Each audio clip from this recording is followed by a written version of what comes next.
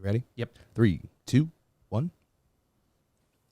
Hey, what's going on, guys? Welcome to Snake Talk on Saturday with myself and Jay. Hi, guys. What's going on, How Jay? you doing, Bri? I'm hanging in there, man. I'm hanging in there. You know, it's been a kind of a busy week, busy day today. We had a lot of events today. Oh, my God, yeah. Jam-packed from the moment I walked in today. Yeah. Literally, August is just bonkers, you know, and at the Reptile, it's been really crazy, which is good. You know, I mean, it's a good thing. It's good. Crazy how many more events you guys do now than when I first got here, right? Yeah, like, it's unreal. It was rare to do more than 2, maybe 3 events on the weekend before. But you were doing all of them. Yeah, but I was doing all of them. Besides maybe a couple, you know. Yeah, but now at least we have Jay and Aislinn. But now at most days we've got like 5 events, you know. I mean, yeah, it's crazy. Zoo to use and birthday parties and all that. Usually, you know, 4 or 5, sometimes even 6 events. So it's it definitely it keeps us busy, but it's good, you know. And obviously we pack crowds tonight too, which is nice. You know, so far everything is going well with that. Let's hope it stays that way.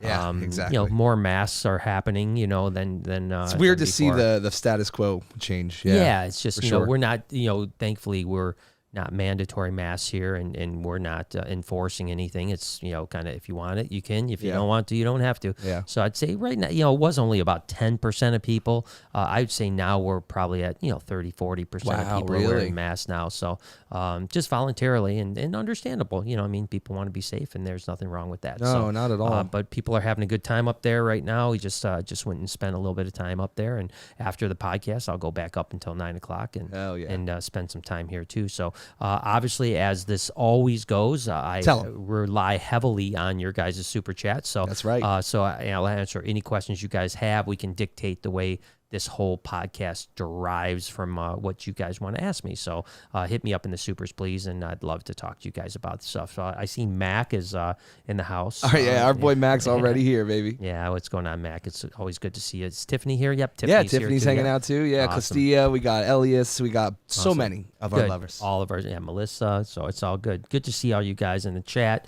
over there. I wish I could actually follow along the chat as we go here. I know. It's impossible, but that's why we do the super chat. We were saying, even like me and Noah were saying, it'd be cool if you had like almost like a Zoom call where you could see everyone in the chat on the screen, you know, their faces and stuff as they watch would be pretty cool too. Yeah, no, that would be super dope. You know, it's good, but I'm sure technology will get there at one day. Yeah, for sure. I mean, there's a lot of, you know, I mean, I guess now like on Instagram, you can do like lives where you pull up, I think up to 4 people. Or I think it might even be more. It might be like 6. Yeah, wow, interesting. I know what you're talking about. Yeah, there's a couple of those platforms that have gone out now where you can just have people pull in and out. Even TikTok, they'll do like duetted lives and stuff, which is weird. Which is interesting. And of course now, you know, we're obviously doing the Facebook live audio. The chat rooms, right? And that when's your next one? The next one I think is next week, and it's with Savannah from Gatorland and Max Strong. Oh, that's going to be a baller. I think it's the 17th, if I'm not mistaken. Put it in your I think calendars, that's like next guys. week.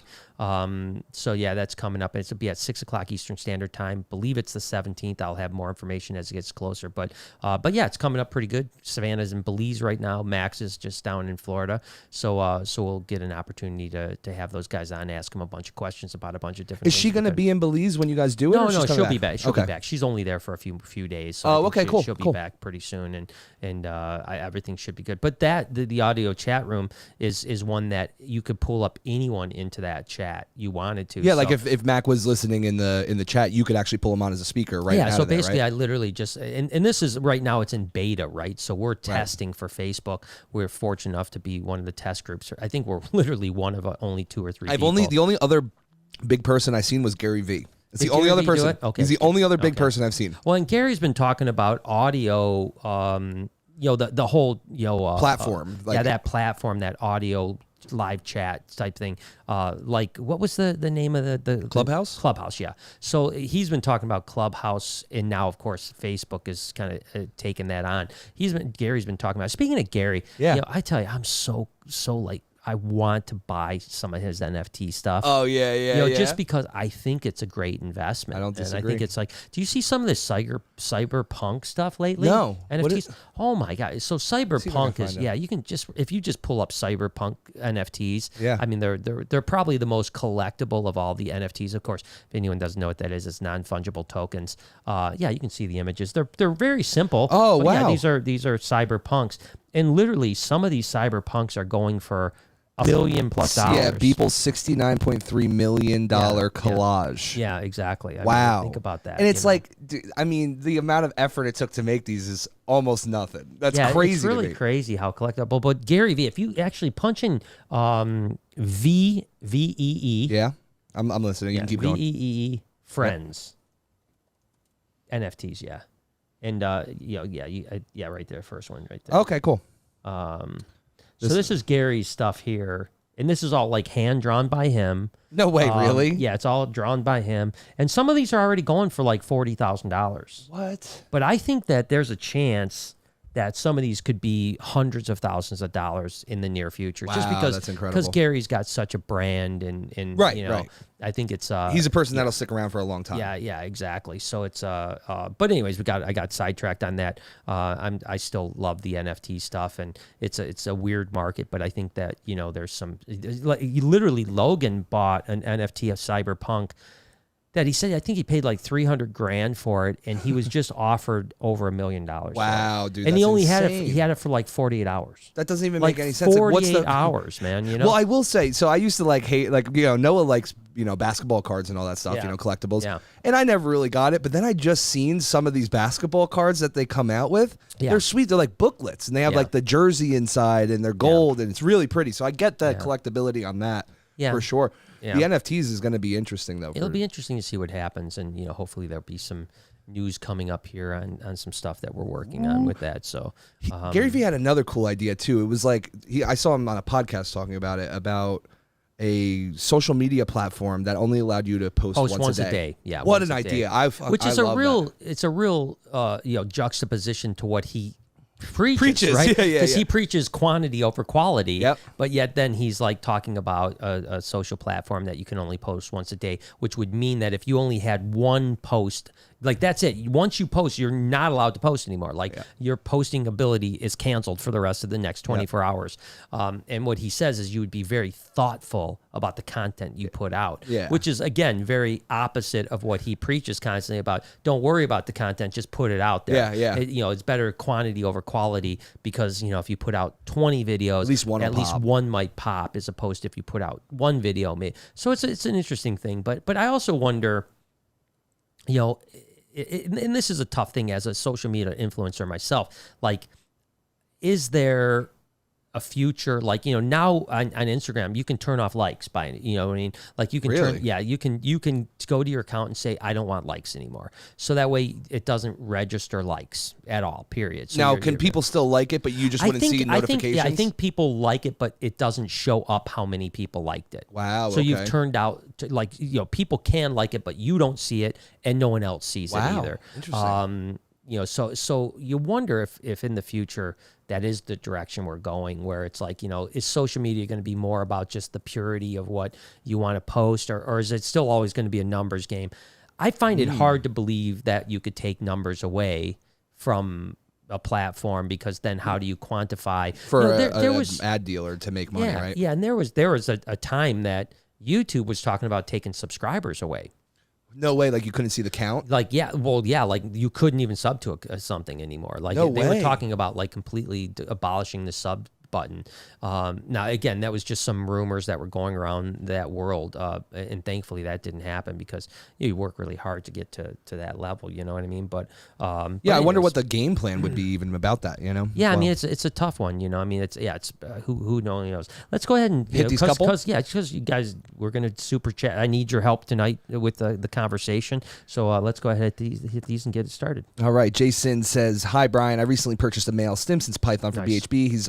He is so awesome. I'm looking for a female. Any suggestions on where to find one?" Well, ironically enough, we just hatched out now. So you know, to back up a second, Stimsons are, I think Lori is rebellious here and still selling them as Stimsons pythons. Stimsons were reclassified as children's pythons. That's right. So now children's and Stimsons are the same species, right, as far as classification goes. So we literally just hatched out a clutch of children's pythons.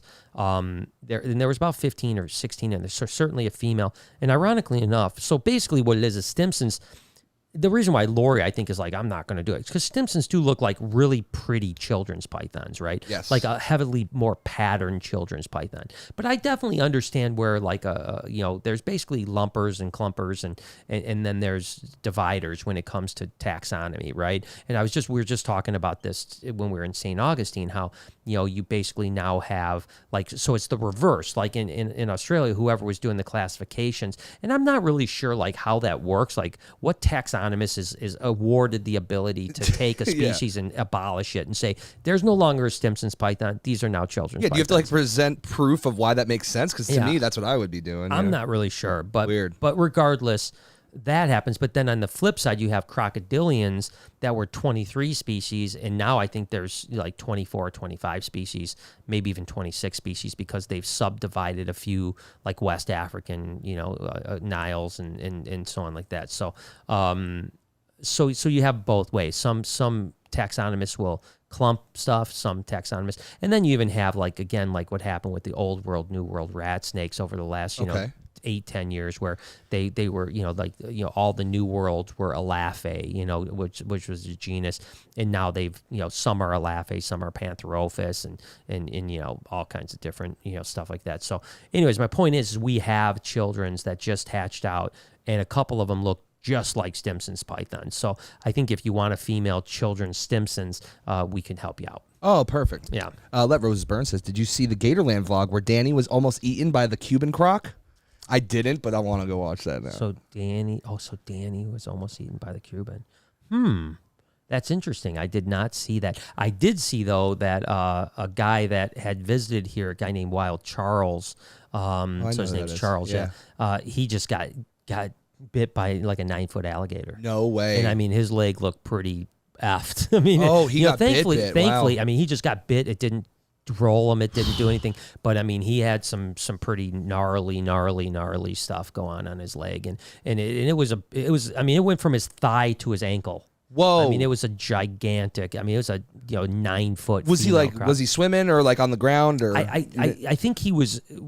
What the story I read was that they were like rescuing a gator that had some injuries. Oh no. And so, like, it was a wild gator. He was out with the proper people. It wasn't like he was doing it gung-ho. No, of He was course. out with the proper people. They ended up catching the alligator, but in the process of catching it, bit him. And then they still were able to do whatever treatment they needed before they brought him to the hospital and got stitched up. And That's a stuff man like that. right there. Yeah, so it's crazy stuff. But yeah, I mean, that's I'm telling you, again, my buddy Greg Graziani got rolled up on one, maybe 7-8 years ago. What do you mean? And, Wait, what do you mean? Well, he does the same thing, nuisance. And what Greg would do, unfortunately, I don't know if he say unfortunately, he was a licensed gator rescue guy, so he would go get nuisance alligators, euthanize them, and then he was able to process the skins and meat and all that other stuff. Right. And he had like a 6-foot, 7-foot alligator, probably not that much bigger than RJ, quite frankly. He had it roped, and the rope got tangled in his arm, and it rolled.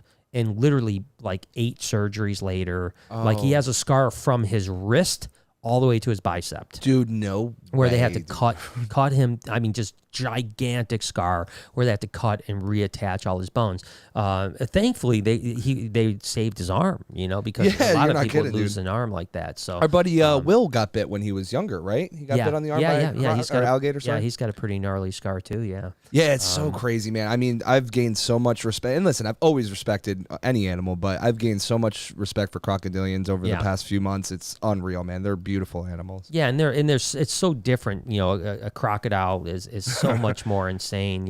Intense. I mean, it's very intense to be near. I was kind of just got down the TikTok wormhole on some crocodiles, like just their explosions out of water and stuff like that.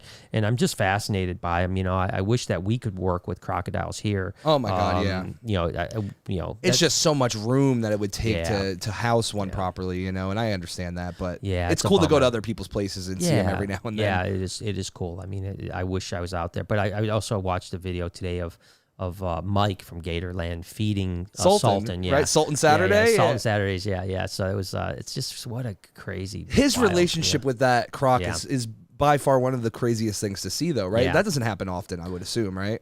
I don't think so, but I mean, you do see it happen from time to time, where people sometimes leave and get into the water with them, and I mean, look at Chris Gillette with Casper, his alligator. The thing that I always is weird about that situation is that Casper goes up to him, and as soon as it touches his face, it opens its mouth. Ugh. Like just a hair. Yeah. But it touches his face and then opens its mouth. And that's the one that is like really sketchy to me. Like, Yo, no like joke, holy dude. shit. Like, I mean, I've got to get Chris up here. And obviously we wanted to go visit Chris and Gabby when we were down in Florida, but Chris was in Africa. And, he's definitely really a special guy when it comes to training alligators and crocodiles. You're not kidding. And I'd love to get him up here, not only for a podcast, but, just to have him talk to us about just pick our some gators brains, and stuff like that. And, as our gators are getting bigger, it's becoming, Bruce, got a short shirt ripped, by Salt the other day because she grabbed him, and it looked like he had a hell of a time with Pepper too. Yeah, it was crazy, dude. The whole time I'm like, geez, dude. I mean, they're sketch. They're getting big. They're getting big. I mean? They're so like they're really strong. big. You can tell, like you could see even when like you guys are holding Salt or Pepper, how much incredible strength even a small animal has. Yeah, like we're that. talking about a 3.5, 4 foot animal that has human strength. You could almost not restrain if it wants to wiggle. It's wiggling. You're not stopping it, and that's only a 4 foot alligator. All you can do is go RJ. with it. Yeah, look at RJ. I mean, that thing is just. I mean, he's only 6 foot long, and he is just. I mean, it's impossible to control him if he wants to do something. Right. And it literally wears you out. But I can't wait till RJ's on display here. I think people are going to get a real kick out of a bigger they're alligator. gonna love him, man. And I think we can take him out, and I think it'll be a pretty fun. Now, are you going to build? I don't know. We actually never talked about this. Are you building like a ramp that goes up, or like maybe something that we could, maybe fold up and then take down so that the alligators could walk out? Well, I don't know if that's a good question. I hadn't thought about it. It might be cool. I definitely want there to be a door where they can come right up and station right there and feed them right in the front. Yeah, and my thoughts with RJ is to actually have it to where I can walk into his enclosure as well and have him come up and actually interact with him.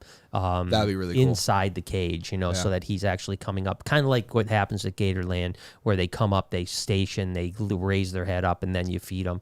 That's because right now he eats in the water, right? Yeah. I'd like to get it to the point where he's eating on land.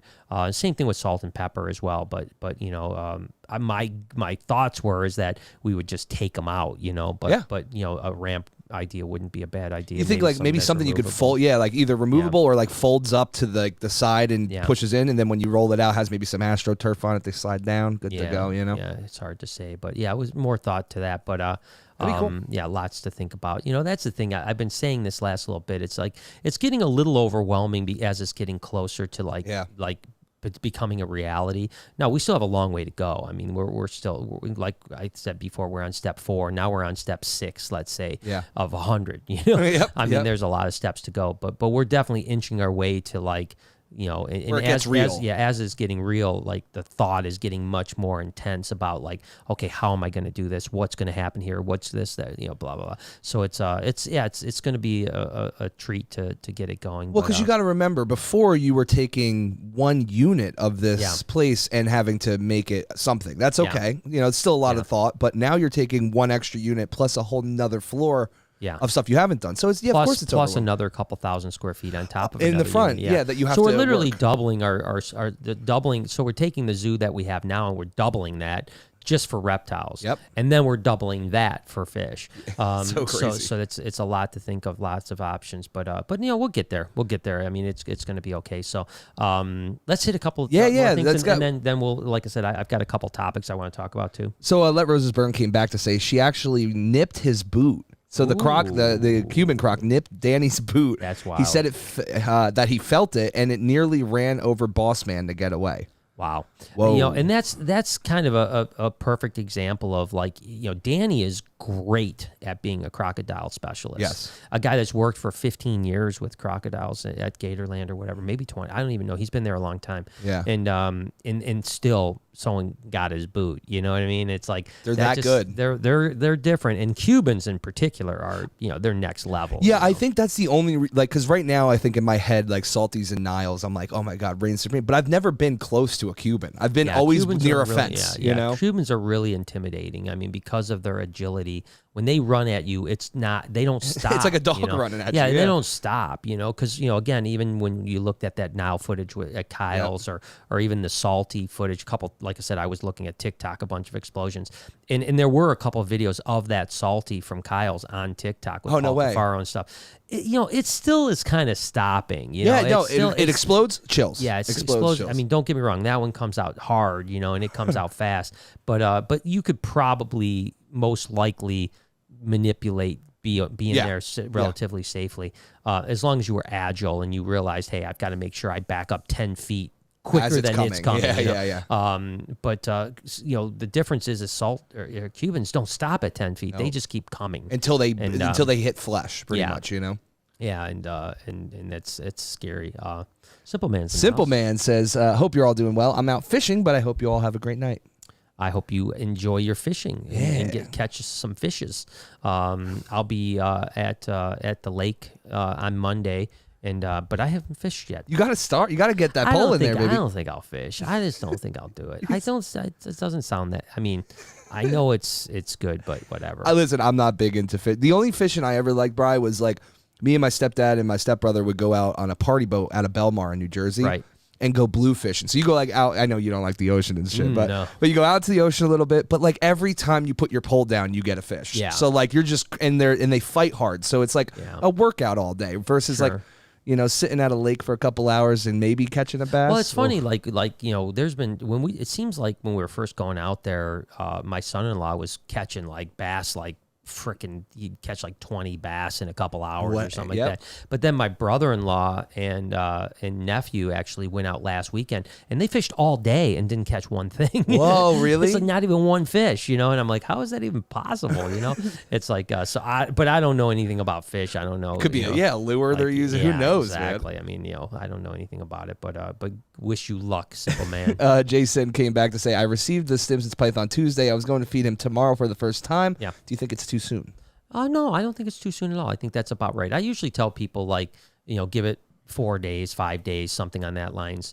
So no, I think you're in good shape. I think you're in good shape. That's it for now. So, yeah, no problem.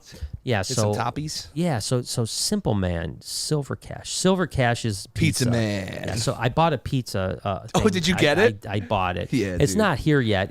I just literally bought it today. So it's a 16-inch. That's awesome. Propane, because I didn't want to do the wood because then you have to do outside or something. Yeah. It's just propane, but it's it gets up to like 700 degrees or something like that. And you're supposed to be able to cook a pizza in 60 seconds. Whoa, that's pretty impressive, Brian. That's pretty impressive. 60 seconds, you're supposed to be able to cook a pizza. So Silver Cash, you've got. So be ready, dude. Be ready. We got it. We finally got it. We got it. I'm gonna hit this last one too, just before we head out. Real Deal says, "Hey, amazing podcast series, keep them coming. But I have a question from a business standpoint. How to get started and how to advertise?" Yeah, and that kind of starts, into the topic. It's almost perfect you say that, because part of the topic I wanted to talk about is the evolution of the business over the last 30-something years that I've been involved in it. And so as far as like getting started. That's different for everybody, right? And there's a whole bunch of variables that go into that, space, money, time, resources, everything. Yeah. What species you want to work with, on and on and on. So those are every person's going to have. Someone's going to be like, I've got $20,000 I want to invest in ball pythons. Other people are going to be, I got $5,000 I want to work with carpet pythons. Whatever it is that you want to do, I think you do that, right?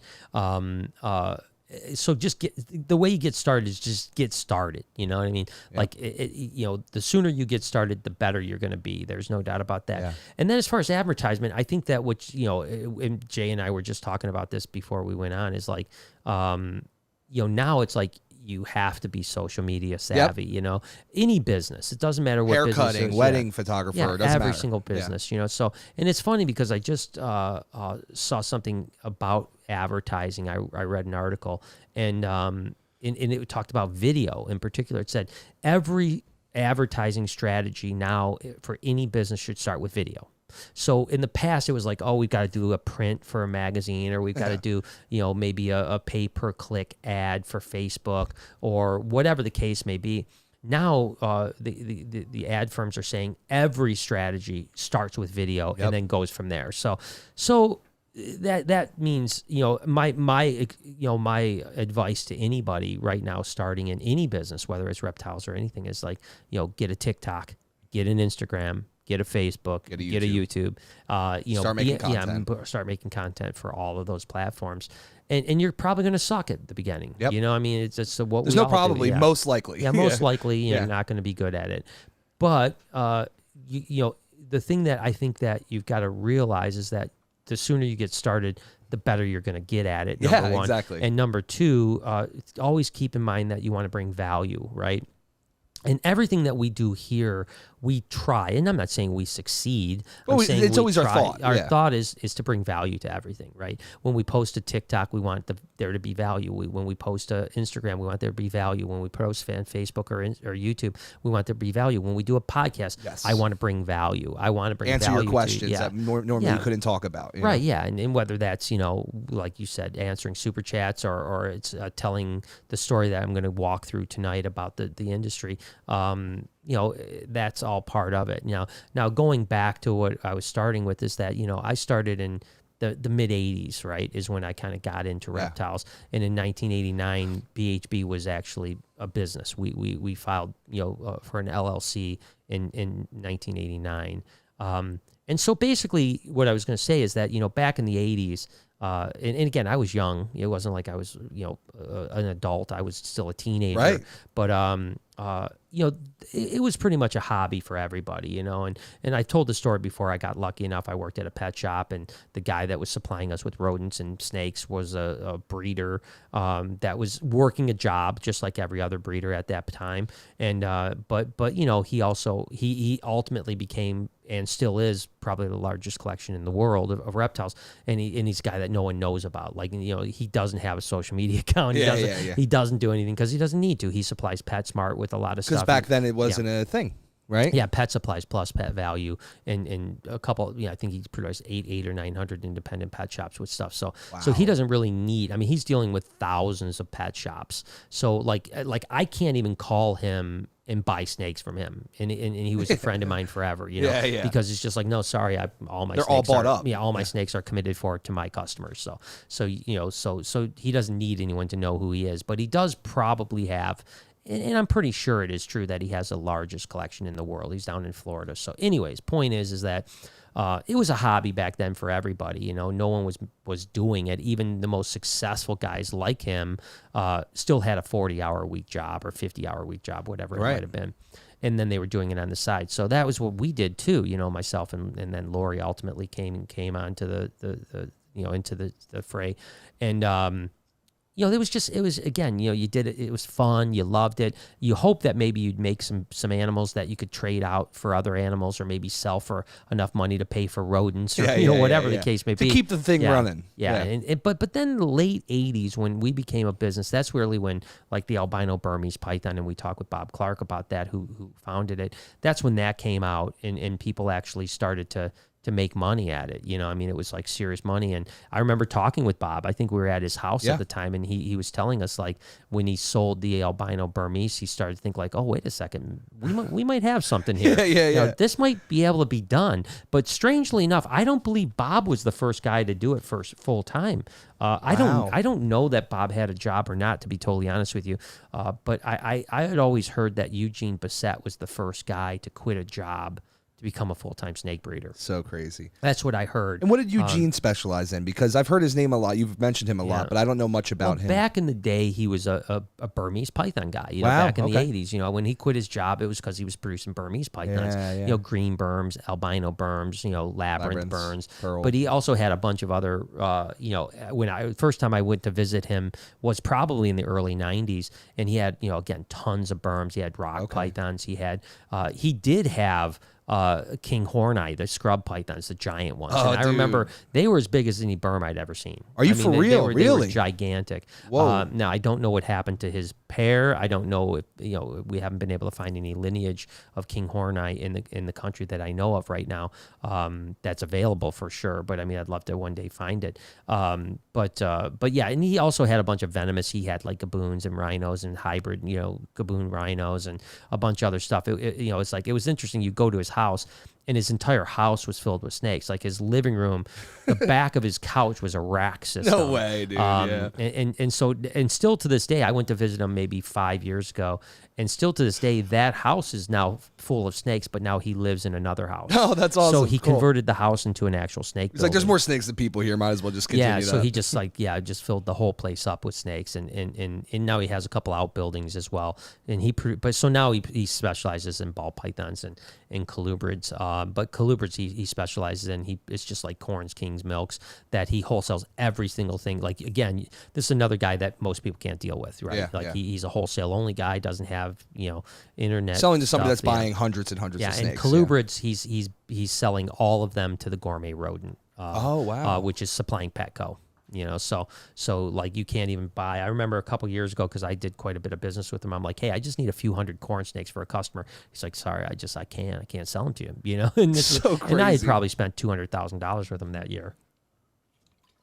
So, anyways, point is that's the late '80s, early '90s is when you started seeing more and more people doing it like for a business, quitting their job. There were still a lot of people like Don Hamper, for instance, that was a truck driver, and he still drove his truck, but he was also probably making 3-4 times the money breeding snakes. But he chose to keep his job and keep whatever. Maybe he probably had 30 years in his company, so he was probably like, hey, I'm just going to keep on going. Keep a pension going. Yeah, whatever the case may be. But you did start to see more and more, and that's really.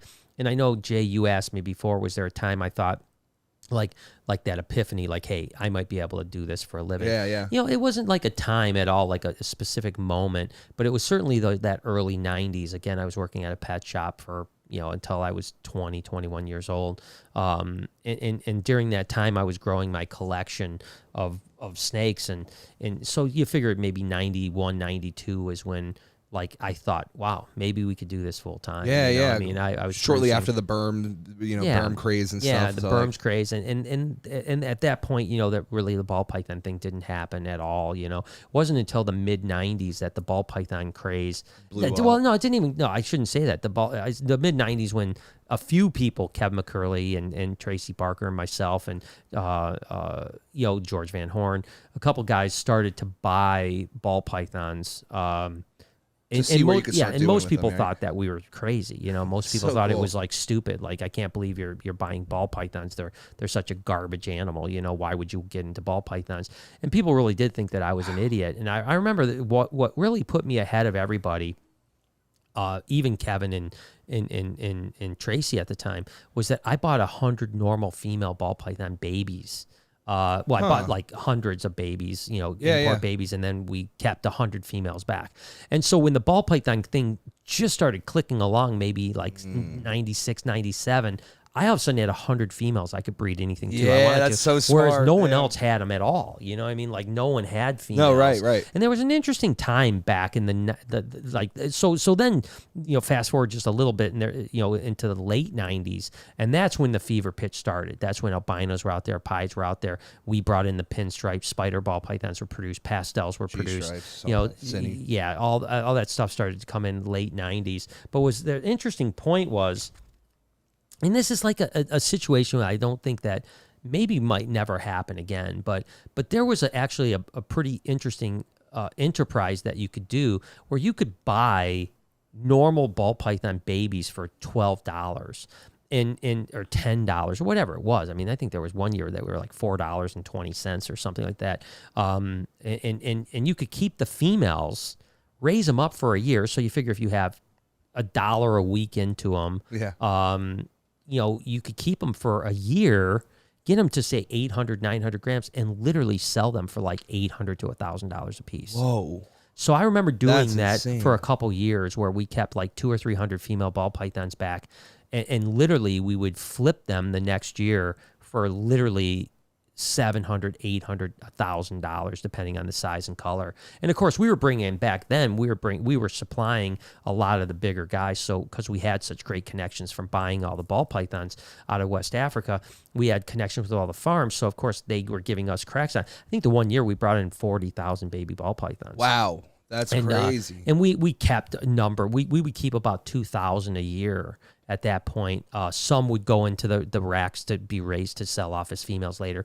Others were just like we'd have like $5 into them, whatever, and then $1 a week, and then we would sell them off to the pet trade for $50 or whatever the case is. So there was an enterprise there with imports, but it was an interesting time that there was so much money to be made in ball pythons in the late '90s, and that was like the heyday when like everybody was like all the big names were building huge buildings. That's when we got our 15,000 square foot. The giant one? Yeah, we bought a 15,000 square foot building, put like $500,000 worth of Freedom Breeder racks in it. Crazy, blew up. We had, my rodent build, live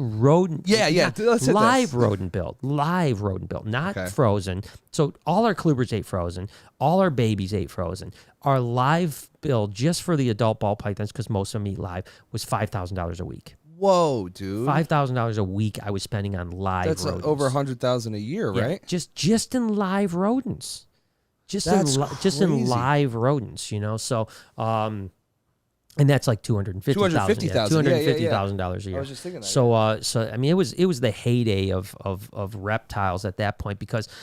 And this is what's going to be interesting as we kind of go through this topic is what's going to happen in the future. So I'm going to tie it together as well as I can. But again, in the late '90s, all the money, what you had was the supply and demand was the opposite, right? You had like massive demand because all of a sudden everyone that thought ball pythons were a waste of money all of a sudden wanted to get into ball pythons. Like all those people got rid of their Burmese pythons. Burms were no longer, really, they become really cheap and not really worth working with much.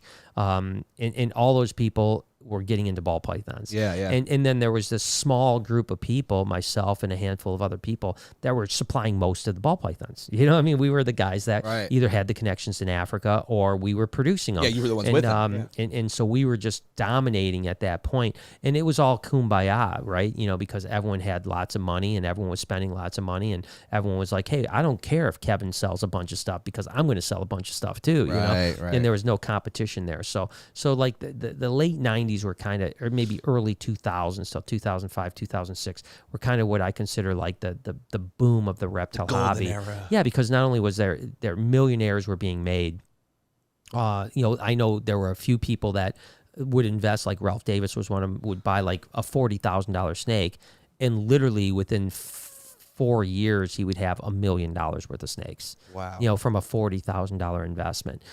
Those days are gone. I don't think those days are coming back. No, that's when like the edge of a hobby comes up. Usually you see that stuff. So then that's when the entire thing exploded. The entire hobby exploded. Let's hit a couple supers. Dude, and of we'll course. Keep going back. Creme de la Clutch, our boy. He says, "Hey fellas, glad to be able to catch a live. Yeah.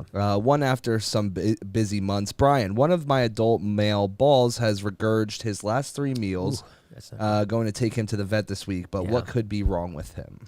Yeah, that's not good. That's a bad, especially for ball python regurgitation is never. It's very rare. I mean, no snakes regurging is good, but ball pythons are pretty bad. What you got to hope is that maybe it's like a flagellate issue. Yeah. So the first thing, definitely get it to a vet. Chances are they're going to do either a panicure flagell type of treatment with it. You shouldn't be worry about any antibiotics or anything like that. Most likely that isn't something that's going to be an issue. It's definitely a stomach lining issue, and that could be, again, flagell plumes, parasites, you name it. Could have picked it up from rodents, could have had it from another source, it could be anything. For what I would do right now is do not feed it till you go to the vet, right? And then what the typical idea when a snake regurgitates, and colubrids do regurge, it's part of keeping colubrids is they regurgitate. Not often, but if you feed too big of a meal, like you could feed a giant meal to Ivy or Lucy, and they're fine. You feed a giant meal to a corn snake, it's going to throw it up because it just can't digest. But it doesn't hurt the system the same way it does in boas and pythons. Yes. Boas and pythons regurgitating is much more serious than a colubrid. But this protocol is to skip a feeding. So if you feed once a week, skip the next week, and then feed a half-size meal the next week. And then slowly over the course of maybe 2 or 3 months, work that half a meal, if it keeps it down, up back to a full-on meal, right? And so that would be my advice to you, regardless of what the vet does. The vet hopefully will prescribe Panacur Flagyl. Flagyl is going to be better, which is metronidazole, is going to be better than Panacur. But again, you need a prescription for it. You tube it, you actually tube it into the animal. We have tons of videos. We've done. So anyways, that's probably what's going to happen. But, good luck with it and keep me posted. For sure. Greg's Reptile Studio says, what's up, Brian J? I'm a little behind on the live stream, but I wanted to say that Brian Kleinman has a great gator enclosure at Riverside Reptile Education Center in Connecticut. It's a great reptile zoo. Yeah, I'll have to check that out. I've never actually heard of it, to be honest with you. Riverside Reptile Education Center. I'll take a picture of it, Brian, so I'll have it on my phone. Yeah, I'd like to hear, to take a look, because we're going to be going out to New York at some point, maybe within the next 3 weeks or something like that. And Connecticut obviously is right down the street from that, and we want to hit a couple places that we can maybe film at, because I'm going to be doing a podcast. I've got a business meeting in Manhattan, and so I need to get some content. Yeah, baby. Yeah, that would be cool too. Yeah, I've never seen any of the zoos out in that area. Yeah. And reptile zoos are great. I try to hit every reptile zoo I can. Tim says, my 11-year-old son is starting his herpetology journey. Nice. The two of us came from California to the Reptarium for his birthday last month. Any advice for him? Well, first off, thank you for coming. Yeah, I hope that it was worth the trip, and I hope you had a great time. My advice is, it's great when you're 11 years old. You've got so much time, right? Yeah. You're really in a spot that is such an advantage, because so many people. The only thing that the only issue that you're going to have to see is, will that passion stay from 11 to 21 to 31 to 41? Right. If it does, you're set. What an advantage, to have started at 11 years old, and to by time he is 21, have 10 years. We all wish. Anyone that did anything, whether you're playing a guitar or hockey or baseball or whatever, you'd always wish you started younger, And I started when I was 15. Which is young. Which is seriously, young. He still had 4 years on me. But crazy. I kept my passion from the time I was young, and then doing it like as a hobby / to ultimately to a business since I was 15. That was a huge advantage as well, because it gave me so many more years than so many other people. So many people get into to the game, reptile game, when they're in their 30s and 40s. Yes. And it's harder to do things. Now, granted, when you're 30 and 40, you have more resources. But you have less time. You have less time to do it. Yeah. But you do have more resources. So my advice is just stay passionate. You know what I mean? Like, make sure that he doesn't lose his burning desire to do it. Yeah, fuel that thing, man. Yeah, so fuel it, Bring but at herping. the same time, don't push it, It's just like Noah with his comedy career, right? Yes. It's like, I'm encouraging Noah, but I'm not pushing him. You got to get out there. You got to get out there. Why haven't you done an open mic this week? Yeah, it's but you want to put it, give him the position where it's like, hey, man, I'm going to the park. You want to come with me? Maybe go herping a little bit. You know what I mean? But not be like, you need to be out there. Yeah, like, you need to go get, because you'll kill it. You'll suffer. Yeah, you don't want to suffocate the passion. So, but other than that, just be supportive, man. And be there, and it's a great journey. It's a wonderful thing. And again, thank you for coming out. And I really hope that your son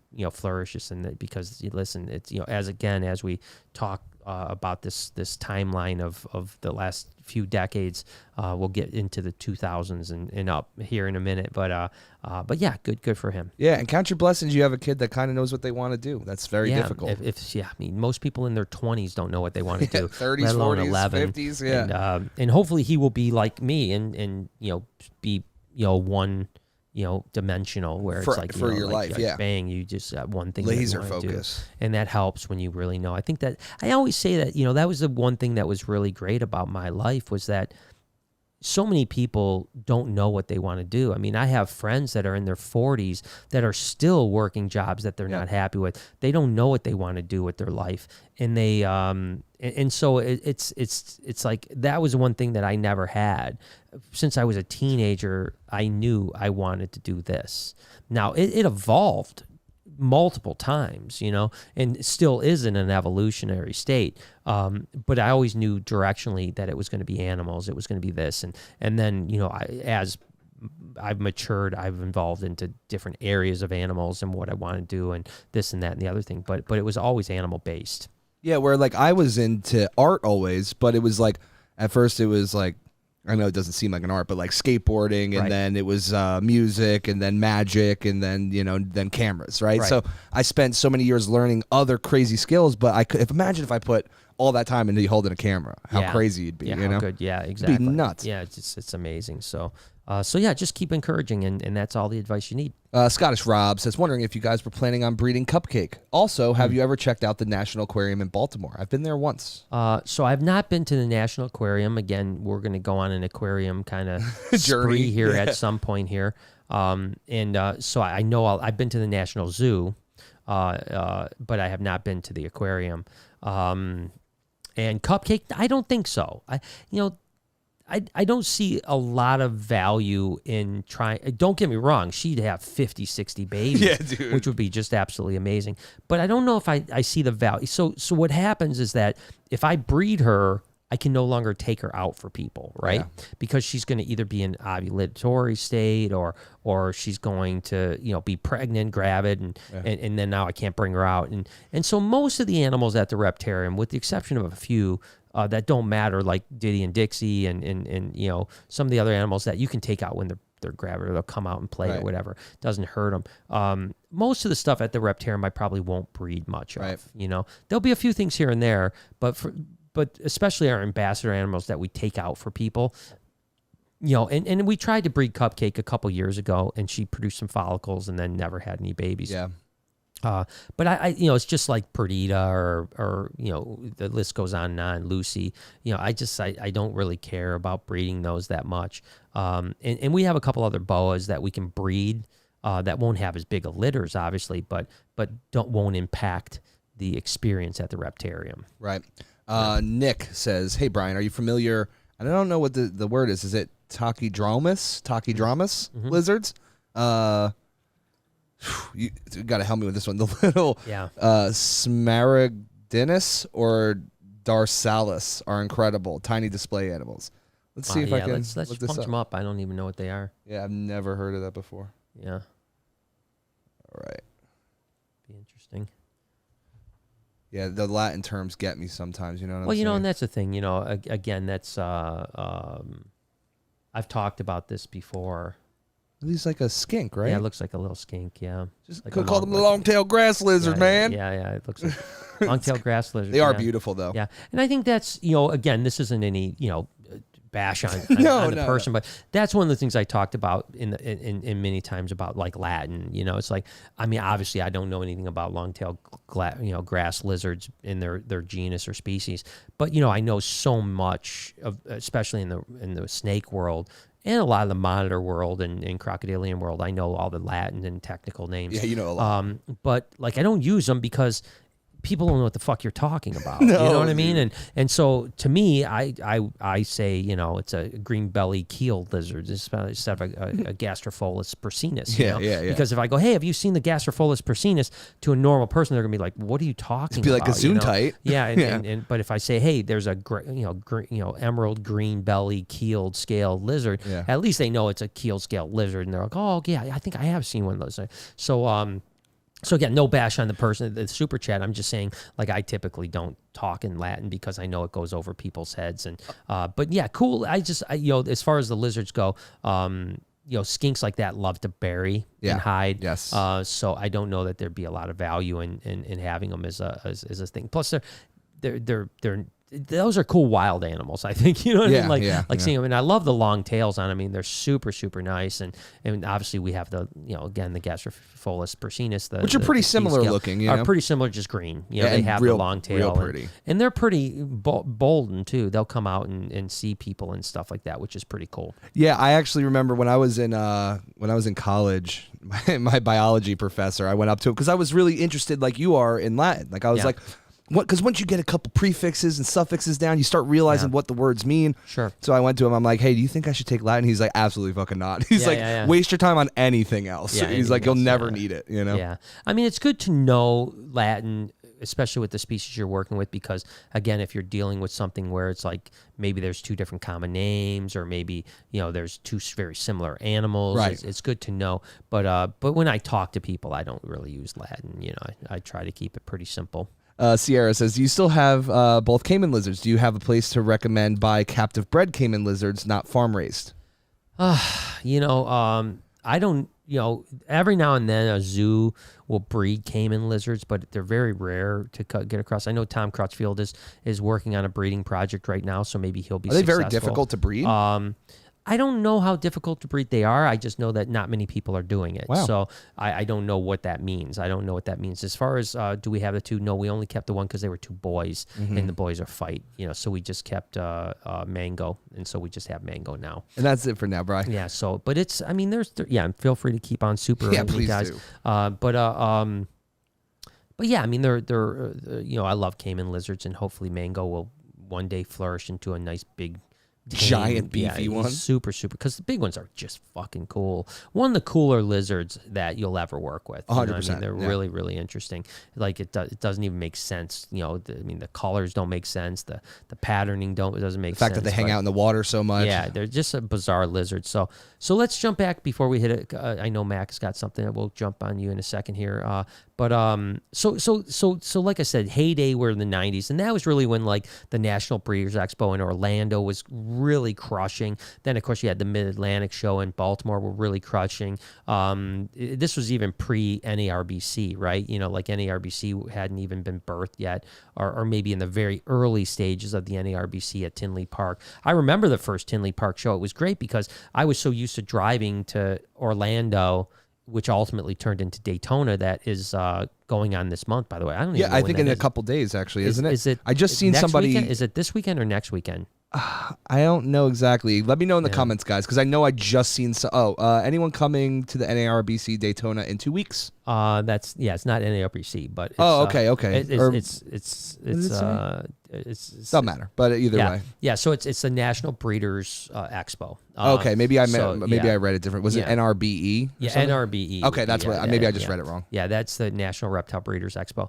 So that I'm not going, but that was like the heyday when it was originally in Orlando, and it started at a place called Howard Johnson's, which ironically enough we passed just a couple weeks back. And you were talking about it. Yeah, and it was the Howard Johnson's, and then ultimately it moved. It was there one time, and we were there. Of course, we were at all of them in the beginning, and it was such a success. They didn't have enough room, so they moved literally just a couple hundred yards away to the Twin Towers, which is they call it Twin Towers because there was two hotels, and it was a beautiful convention center, and we were there for, I don't know, 10, 12 years or something like that.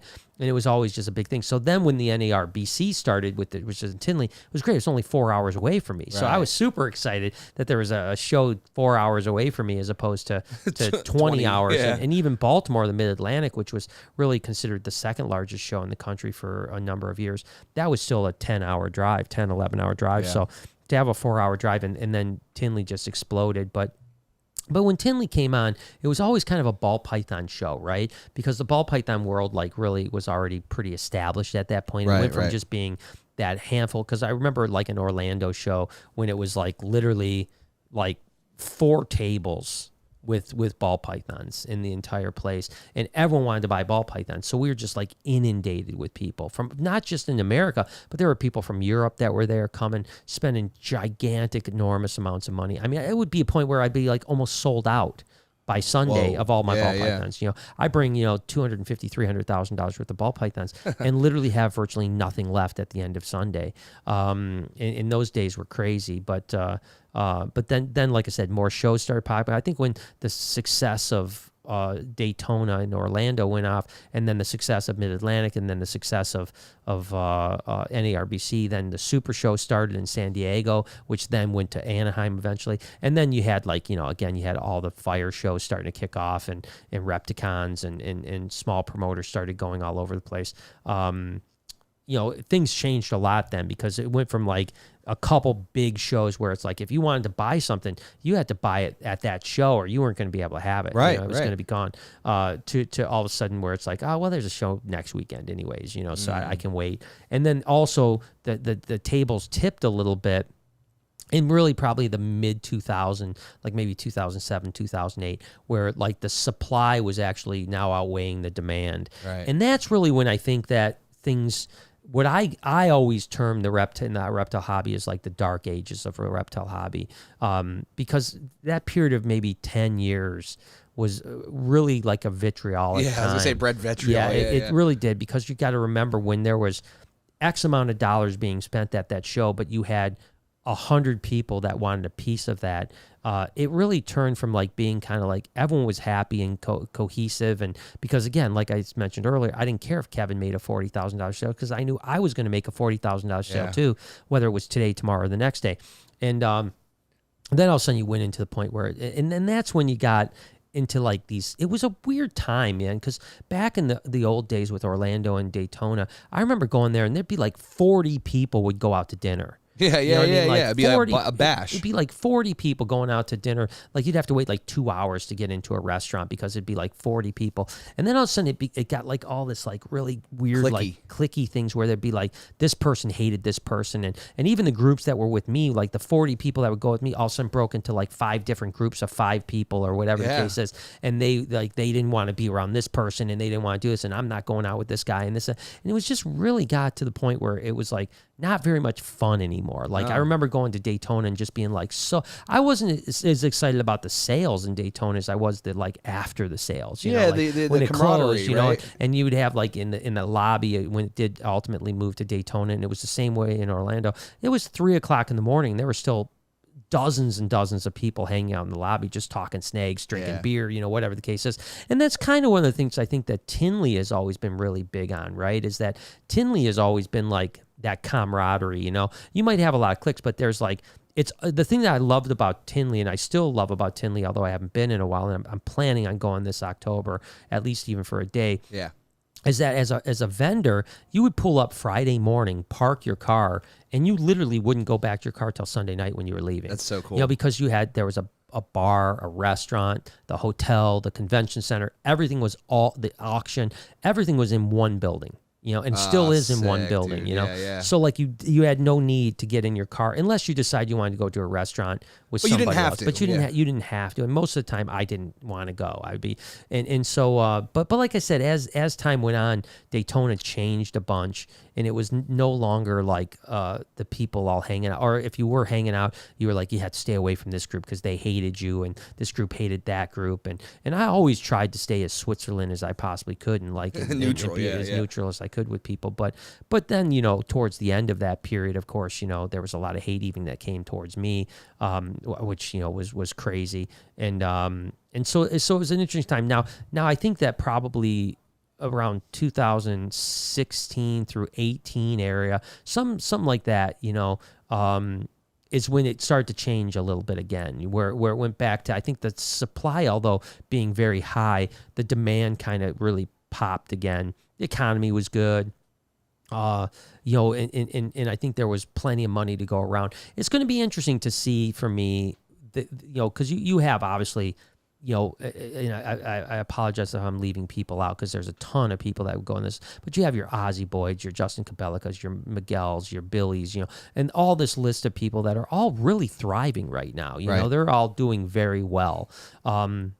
That's going to slow down. You know what I mean? Like whether it's this year, next year, or 3 years from now, when the economy slows down, you got to remember we've been on a tear. You know, most of the people that are on top of the ball python game in particular right now have never been in business during a recession with snakes. This is, you know, we've already been through 3 recessions as a business. Yep. You know, we've been through 3 major recessions, including the 2008 through 2010 complete collapse of the economy, what they called the Great Recession, right? Yep. And so we've been through it. So it'll be I'm not saying that the demand for snakes is going to wane, and I'm not saying that there's doom and gloom, because I don't believe that at all. I think that it's not that way, and I do think that this downturn in the economy and the change will not be the same as the last downturn, because I think the demand is higher now than it used to be. And but players sometimes change during those things, right? Well, like certain times, giants go and leave their posts and new people arise, right? Right. And that's what'll be interesting is what I'm saying is like, how will the people that right now are friendly and, because it's good for everybody, right? How will it go when all of a sudden that is not there anymore? Like it's where sales are tougher to come by and there's more competition. I hope and pray, and the people that are kind of leading that, the what I call the new guard in the reptile world, are really great people. I mean, really, truly good people. They're just not good businessmen, but they're good people, And I'm hoping that they don't change that mentality when things change, right? You know what I mean? Because it's just inevitable. I mean, the snake market, the economy, everything is a cycle. And now I think ball pythons are going to still remain king. I remember back, in 2000 and maybe 10, 12, when the ball python market started to fizzle a little bit, a lot of people were like, what's the next ball python? And I always said the next ball python is the ball python. Yeah. There is no next snake. I mean, it is the perfect snake. It's polygenic.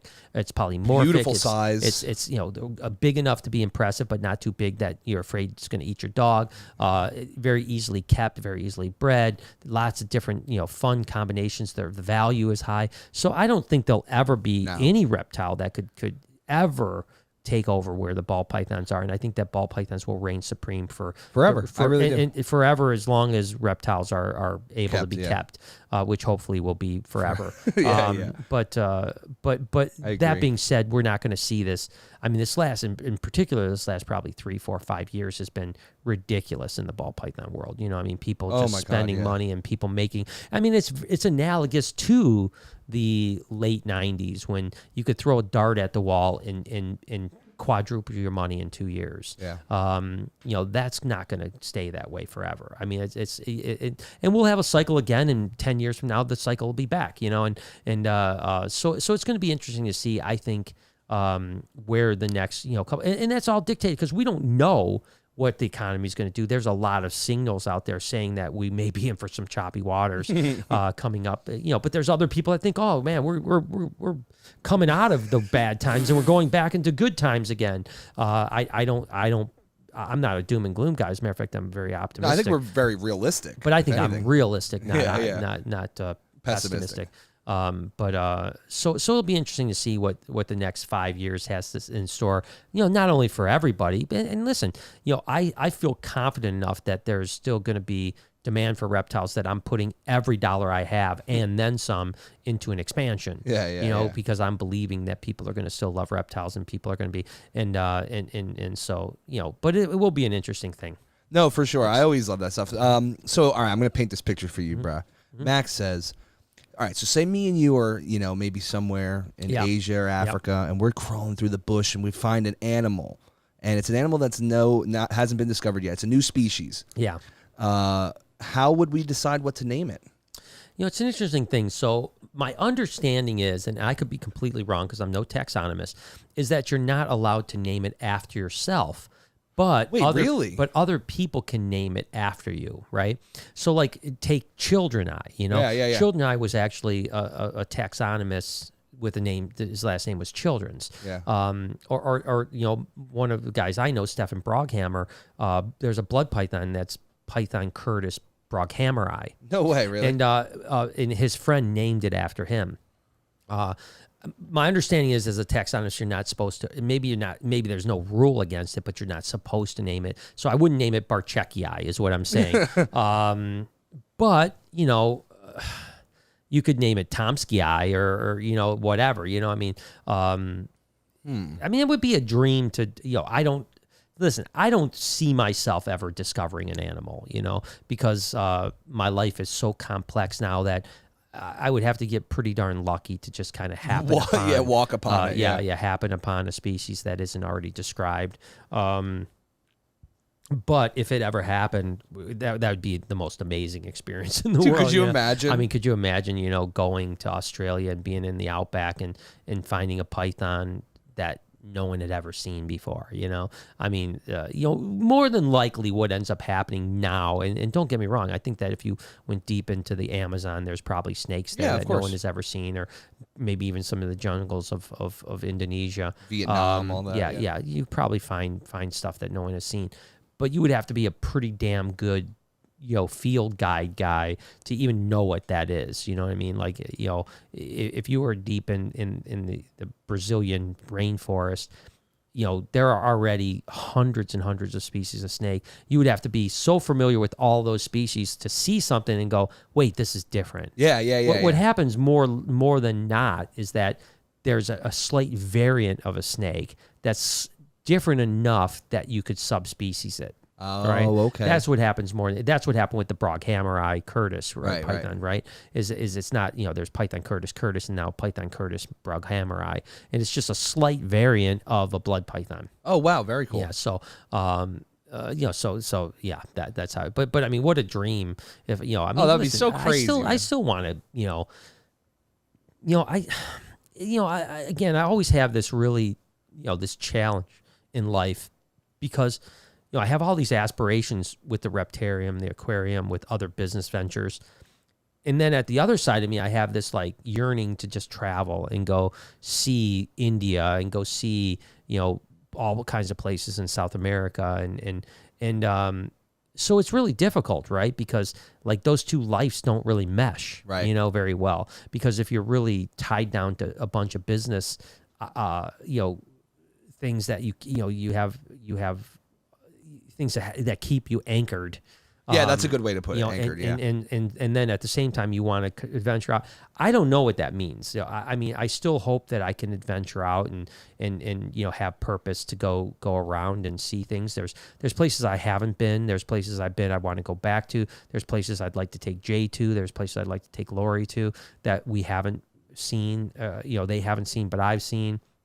Some of my favorite places on the planet, some places in Africa as well as Australia that Lori hasn't seen, and they're very, very special to me. I mean, I always say, not to be macabre, but there's just a couple places in the world that I'd want my ashes sprinkled, right? Yeah. And Lori hasn't even seen those places, so not that I really give a shit, if my ashes get sprinkled anywhere for that matter. No, but I know what you mean. I know what you mean. The romantic part of it. Yeah. It's like there's just places that feel very, when you go, you feel like you're home, and there's parts of Africa that have felt that way, and there's certainly one place in particular in Australia that I've always felt that way about.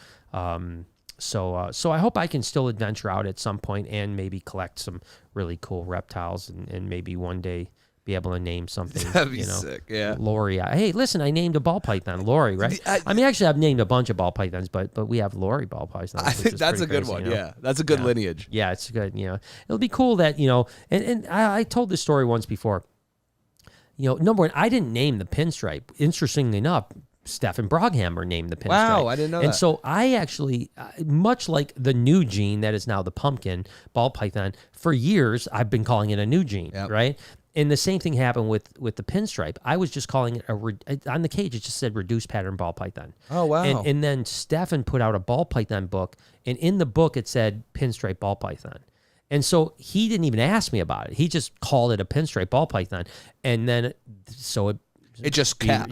So it'd be written, so it'd be done, Yeah. And so it was in print, and that was pinstripe, So I'm not really necessarily good about that naming stuff, but what I was getting at is that years after I did the pinstripe, I remember being in a pet shop in Tokyo, in Japan, and there was a pinstripe ball python in the pet shop. At that point, they became pet shop affordable, right?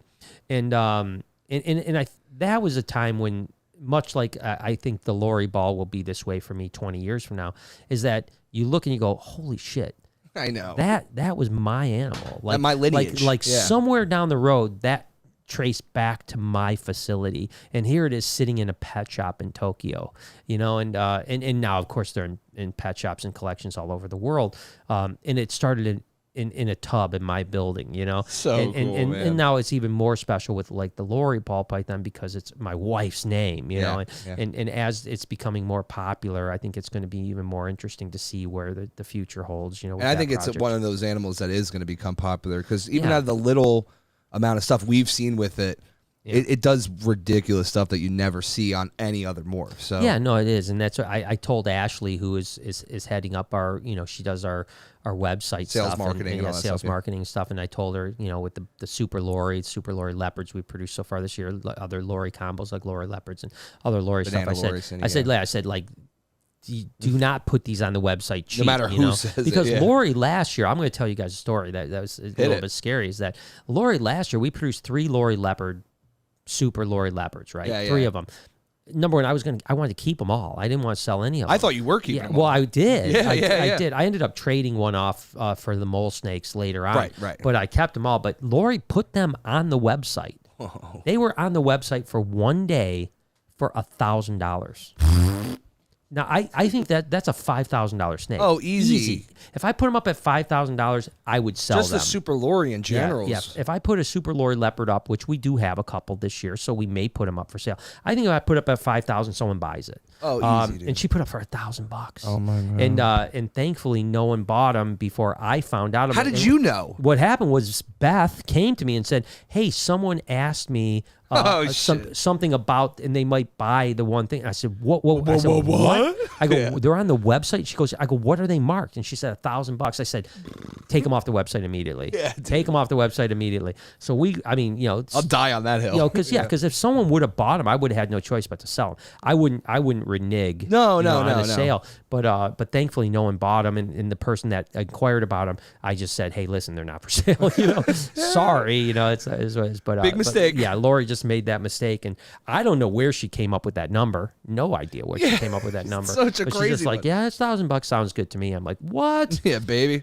Yeah, but I think that even the super lorry without the leopard is probably a $3,500. Well, that's what I'm saying. Snake, yeah, because you can start getting into all your male. You're getting your males into all those or into all your females. So so it's going to be a good one. Rachel says, "Is a cow king a decent choice for a first pet snake? Would you recommend a boy or girl? Sending good vibes your way as always." Thank you so much, Rachel.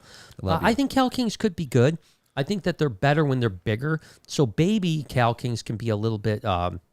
Just a little bit squirmy and pee on you a little bit. They're not really bitey that much, so you don't have to worry about that. But they do calm down pretty quick. So if you don't mind getting past that baby wiggly pee stage, they're great. They're great, yeah. and they eat really well. They come in a lot of colors and flavors. So beautiful you can do stuff. So no, I think it's a good one. As far as males and females, it really doesn't matter.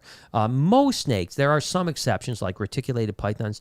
We will only keep females here at their Reptarium, with the exception of Almachino, because they're just more reliable. They don't go through breeding, things. Hormone changes. Some things. What happens is that when a male gets into a breeding season, he will, just become a little bit more aggressive. So, but with colubrids, most colubrids, anyways, in particular cow kings, no difference at all. Ball pythons the same way, no difference at all. You can get a male, female, doesn't matter. So whatever you decide. Yeah, no. And they get about the same size, too. I was going to say, with cow kings, they're pretty similar. They're pretty much males get about the same size as females, so there's no sexual dimorphism either. So, whatever you decide is good for you. Real Deal says, "Hey, boss, starting my ball python business. All right. I already had my first setback with Nido, and 3 of my snakes had passed. Since I have such a small collection already, is it wrong to ask to test each snake I buy?" I don't think it's wrong at all for you to ask that. And I've actually been a proponent of trying to, I know. I've wanted to test. I've wanted to include a negative Nido test with every snake I sell for a long time. Since I've been here, you've been talking about that. And so basically, what I need to do is just get the price of the PCR test down low enough to where so basically what happens is if I'm selling a $200 snake but it costs $100 for a PCR test, I think we can get them down to about $50, $60 now. It's still very difficult to add a 40% value to a snake for someone that probably doesn't care or even know what Nido is. But I think that it's important, right? And as a guy that I dealt with Nido in the past, it's devastating. I mean, it wipes you out. And so now we don't have Nido in the collection, haven't for a number of years. It's a very, I think it's one of the scarier things. And it's probably one of the things that reptile people don't talk about, ball python people, I should say, don't talk about enough. Now, I think that, we were just at Justin Cabelica's, definitely no Nido there. No. I know Billy and Miguel and Ozzy, no Nidos, no Nido, but the people that are like buying a lot of animals and bring them into the collection without quarantine and not doing tests and so on like that, like we won't bring in ball pythons like that. We just don't do it. I just have a closed collection, because I went through it in the past and I knew how devastating it was. So I think that it would be great to have an industry-wide thing where like you get a Nido test with your snake, and that way you have a ability to not have to worry about, because the problem with Nido is you could buy a snake that looks perfectly healthy for 7-8 months. Yeah, most viruses are like that, right? And then all of a sudden 7-8 months later you're combining it with other animals. Like you buy a male and you're like, all right, well, this male, I raised it up. It's been great. It's never had sickness. It's all completely fine. Now I throw it in with 5 females, but I take 3 of those females and I think, I might breed them to this male too. I breed them to that male, and then that male I breed to 3 other females. So next thing you know, you've got 30 animals in your collection with Nido. Yep. If that one male happened to have Nido and just wasn't showing symptoms. So true. Now all of a sudden, bam, you're done. Your collection's gone, And we had to literally isolate our collection until we weeded out all the animals with Nido and testing. Yeah. And now it's completely gone. The good news is that my understanding is, and I'm pretty positive I know that what I'm talking about on this is that Nido doesn't pass down to babies. So that's cool. So at least you're not, you can produce and hold back bloodlines of things and then worry about the adults, by quarantining and isolating and so on like that. Now, now I know you said you're getting the price down for the Nido test and stuff, but it would still be hard to put a 40% increase, whatever. Yeah. What about like if you had something where you opted in for it, meaning like you could sell the snake to them without the test, or hey, we guarantee a test, but it's $40 or $50 or whatever? Yeah, I think the only problem with that is that now you're talking about you're not getting your snake for 2 weeks. Yeah, you know what I mean? Like, how many people want to, Mike Wilbanks talked about that, right? Yeah. It's like when you buy a snake, you want the snake. You want the snake as quick as you possibly can to say, all right, well, yeah, you can get a Nido test, but it's going to take me, I've got to get a blood test. I got to do a swab, whatever the case is. I got to send it off to a PCR lab. They're going to have to run the I get you. diagnostics on it. Then they're going to have to take a day or two to get the test results. Then you're going to get the results back. Then you're going to, by the time you're 2 weeks into it, now all of a sudden that person's like, I'll just go buy it from this other guy. You know what I mean? No, I get you. I guess I looked at it like more like, because the other guy's probably not going to do a test at all. Right. So then you could just sell them without the test. You know what I'm saying? Yeah, no, I know. I'm just saying that I think the best way to go is just to test them all. No, I get you. Just say like, hey, listen, my 1,000 ball pythons are all tested for Nido and they're all negative, and you can buy this and here's your results. Certificate. Yeah. And so because it's scary, man. I mean, it just takes one bad move for a big collection to just wipe you out. And I think that's what happened to Ralph Davis years ago, where he kind of disappeared. Is I think he got Nido and was not able to isolate like we did. We were still able to isolate and get it out of the collection.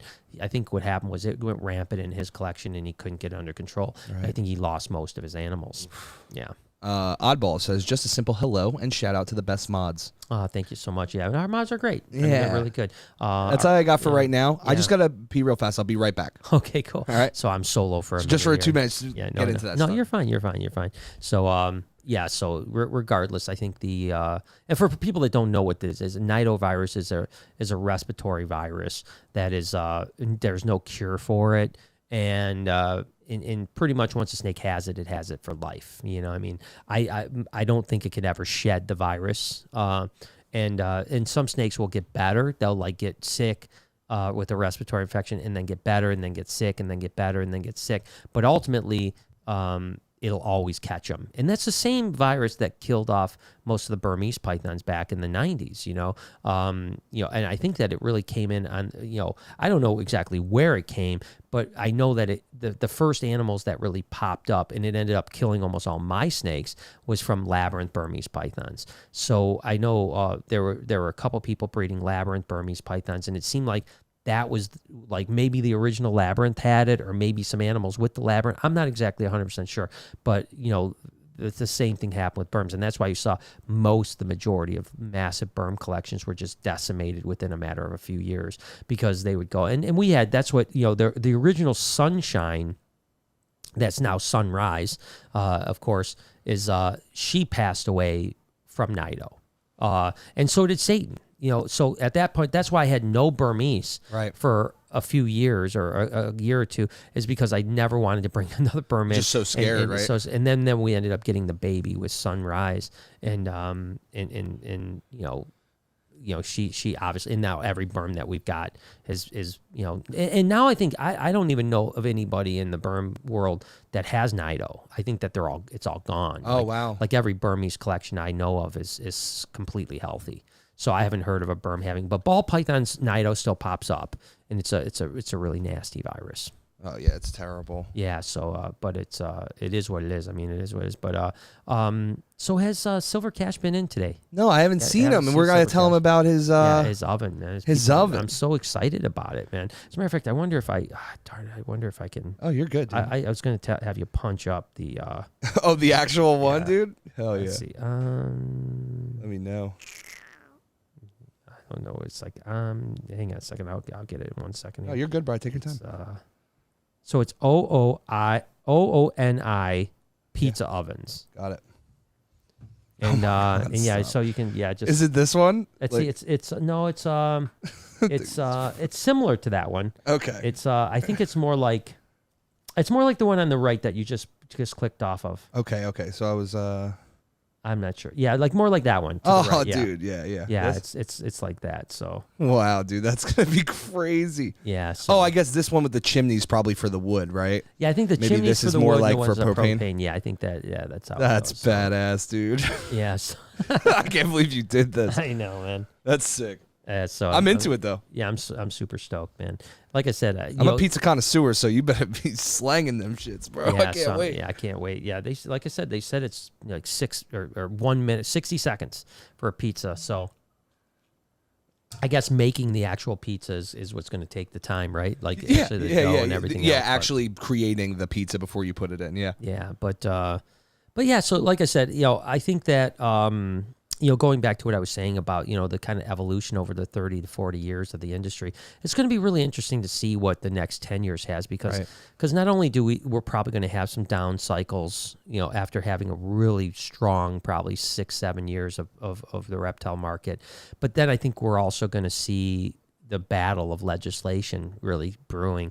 We filmed something about it today, about North Carolina being so devastated. And obviously Florida's already had laws passed and implemented this month. Just in July 28th was the implementation of some horrendous laws in Florida that were passed. Now North Carolina is in the stage now. USARK's done a great job of really thwarting a lot of these legislation. There's never been a year that I've seen that has been more of an onslaught. Yeah, of an onslaught than we have. I mean, it's been absolutely crazy. But the North Carolina, the one that keeps coming up that really bothers me the most. I mean, they all bother me. No, I know. But the one that bothers me the most that keeps coming up in multiple states, which tells me that there's a lobby group that's really pushing the agenda, is the banning of educational shows. I just don't get it. I don't get that. That's a weird one to me. Like, I don't know where that gets traction. It's almost like they don't want people to fall in love with animals. Yeah, it's almost like they think if we can stop them from doing educational shows, then people won't fall in love with animals and eventually won't keep these animals or something like that. And it's a really weird one to me. But again, that's what's happened now in North Carolina again. This is probably like the 5th or 6th state that has had a proposed law this year that would ban traveling educational shows where you couldn't bring animals to schools, you couldn't bring animals to birthday parties. And then, of course, in Florida, the law that just got implemented, like you can't take a Burmese python or a rock python or a boa. I think a boa you can. I think it's Burmese rock pythons, reticulated pythons. You cannot take them out of the cage around people. So the only way you could show them is if it's in a cage. It cannot come out of the cage. And the same thing when we were talking with Chandler with the king cobra now the regulation is that you have to be behind glass. Right. So he's going to build like this big glass wall where he can take out his big, Kevin, the big king, and like people could be right on the other side of the glass and see it up close, but you can't actually be in. And I know Chris Gillette had the same thing happen with Casper, the alligator. He used to do those tours where you could get in the water with you could still now get in the water, but now there's like a fence between you and the gator. You can't actually, and I think Savannah said that as a person that's not either a volunteer or an employee, you can't occupy the same water space, as an alligator. So the fence technically makes it different water space, different right? Water, exactly. So weird. Technically, that's the barrier between. Right. So legislation is something that I'm very concerned about. And that's why we're trying to support USARC as much as we are and toting them. And we talk about it all the time. I mean, all the time. Yeah, so it's important, because listen, today it's North Carolina, tomorrow it's Michigan, the next day it's your state, and or your country for that matter. And it's that's the thing that slippery soap. Yeah, it's really scary, especially with someone like myself that is pretty much all in with the Reptarium and now the expansion of the aquarium. Like I got no backup plan. I mean, there is no backup plan. The plan is to work with animals, and if that's illegal. If all of a sudden they stop what we do, I don't, I guess I go work at Walmart. Yeah, I mean? It's like, Walmart.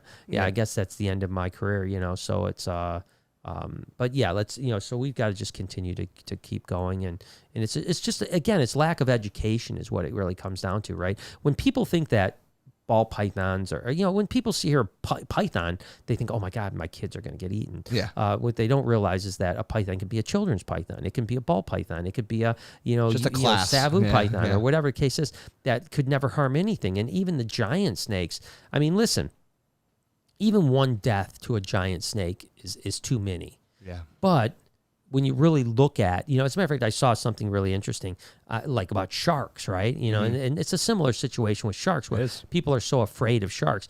And it was like 27 people in the world are killed by sharks a year, right?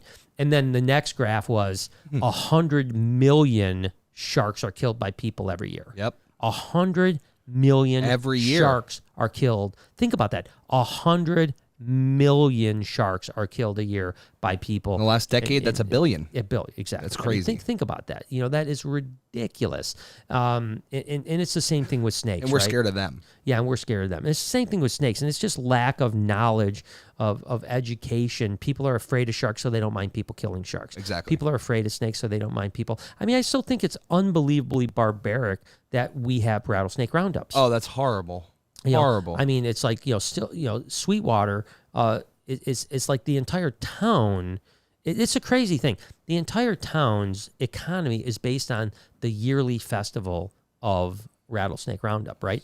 To the point where, like, I know social media people that were going to go down and try to like expose them a little bit and stuff like that, to the point where they would get off the plane and the police would be waiting for them. Wow. At the airport. Yeah, like you ain't coming near our town. Yeah, literally boy. saying, if you come to the rattlesnake, you will be arrested for trespassing. Literally stopping them at the airport. That's the police stopping a social media person at the airport because they made a post. The police won't have the budget if the town doesn't make the money, right? And this is slaughtering thousands and thousands of rattlesnakes yearly for just pleasure, sport, just for pleasure. It doesn't make any sense. Dude. And it's because, I mean, could you imagine if you had a kitten roundup each year? And listen, let's be real though. Yeah, they're worse. We need that. Yeah, you know what I mean? Exactly. Like as much as I love cats. I'm not saying that. I'm just saying one's an actual harm to the ecosystem. Yeah. The rattlesnakes aren't invasive. No, rattlesnakes they live there. They live there, and they're a great part of the ecosystem. What the fuck's going on? I mean, I remember the story of a story of a town that a girl was killed by a rattlesnake in a farm town, and then the whole town went on a rampage killing rattlesnakes, and then it's going to bring the girl back. Well, right, and the next year they lost almost all their crops to rodents. Good on you. So it's like I mean, rattlesnakes are good for the ecology. They have a rattle to not kill you, right? Isn't that crazy? But then on the flip side, you have cats, like you said, are just decimating bird populations. But could you imagine if, Florida, who has a huge feral cat problem, could you imagine if someone said, "Hey, we're going to have a feral cat roundup, and we're going to murder them, and we're going to skin them alive, and we're going to cut their heads off, and we're going to take their blood, and we're going to have a wall where kids could put their hand in the blood and put it on the wall," because they literally do that. I know. Literally, a pool of blood you put your hands in, and you spattered the blood on the wall. I mean, it's ridiculous, man. It's unreal. And so it's so anyways, the point is we have a lot of that got dark. That got dark dude, really but quick, it's serious though. Yeah, it's but we've got a lot to to overcome, to get people, because it's just a lack of education, man. It's just, these animals are so effing incredible. Yeah. It's ridiculous that people don't see them for what they are. No, I agree with you 100%, Brian. It's rough. Yeah. Rachel came back and says, thank you for your help. One more dumb question. Not a dumb question, though. Are black and white kings truly black and white, or are they more dark brown with yellowish? I've never met one before. Thanks. So it's a great question, and the answer is they can be both. Yep. We're trying to work. It's funny. I was talking to Lori a couple days ago about the future of BHB, and I've talked about us downsizing to focus more on the zoo side of things and so on like that, and how that downsize is going to work. And one of the things I talked with Lori about, and she was in agreement with, is that I want to work specific projects hard. And not do as much of the general projects, right? And one of the projects is to make, because we have some black and white cow kings. Like unreal guys. Yeah, black and white. So I want to work black and white cow kings, not brown and yellow cow kings. Yeah. Now, brown and yellow cow kings, that's a coastal. But there are a lot of black and whites that are dark brown and a little tinge of yellow. Yeah, yellowish white. Yeah, mainly white. I mean, it could still be considered black and white. It's much like a golden child retic, right? Yep. There are black ones, and then there are dark brown ones. Yeah. Dark brown ones don't really do it for me. But no, they're not the same thing. The black ones do it for me. So, So yes, if you want a black and white, make sure you pick a black and white. But you can get them. We produce black and white cow kings that are really black. We also produce some black and white cow kings that aren't very black and white. And so what I want to do is specifically work on that project. And that may take me 10 years to get to where I want to go. But that's what I want the whole collection of. That's a good idea, Brian. I like that. Is to work with like again, the pinkest snow corn I can possibly produce. We've been working on that forever. Obviously those blaze going I work on that. Work on the Pueblans with the giant sock heads and the huge bands, and at the same time work on producing a black and white Pueblan that has the smallest black bands but giant white bands, stuff like that, like polygenically really work. That takes years and years and years to get through, and that's how I want my colubrid. But the same thing with ball pythons and other things. I want to work on, what do I want my ball python collection to be 7 years from now? Right. And let's start working on that today. And the stuff like that we don't really need to be working on. That's more like filler. Yeah, type. like we could just move that out, and it's hard because you got to remember, I love every freaking animal. And you've raised all these animals, like you've seen them hatch out of eggs. You know what I mean? But the only thing that I have to fall back on is the fact that when we had the big BHB building, the 15,000 square foot building, we downsized 60-70% to move into this building. And it was really difficult for me mentally, to let those animals go. But when I was done, it was such a good relief. It was a relief. It was almost like I told people, and this may sound really weird, but it was almost like I got paroled from jail. No, it was not like wrong. It was like I didn't realize the oppressiveness of having the size collection I had, how oppressive that actually was. The weight of it, right? And then all of a sudden to have that freed was like, oh my gosh, now I know. You got to remember, now I know every animal I have. Yep. Even though we've grown and we have the Reptarium's a different type of thing. But I know, like every colubrid, I know that. Like I know the animal. Whereas when I had the bigger collection, I didn't know every animal. It was just rows and rows and rows. Like to the snakes. point where if we went to like where the lavender cow kings are, and you were like, oh, this one, you'd be like, this one's nippy or something. This one moves around too much. Exactly. You know what I mean? I know them very well, and so I think I can fall back on that experience and say, okay, well, if I downsize now and work with, I'm going to probably be happier, even though it's going to be very painful for me. The Band-Aid rip. I'm not going to bag a snake. Lori and everyone else is going to have to bag every snake because I will literally cry as I'm doing it. But I need to get to a point where, listen, there's only so many hours in the day. There's only so many things I can do.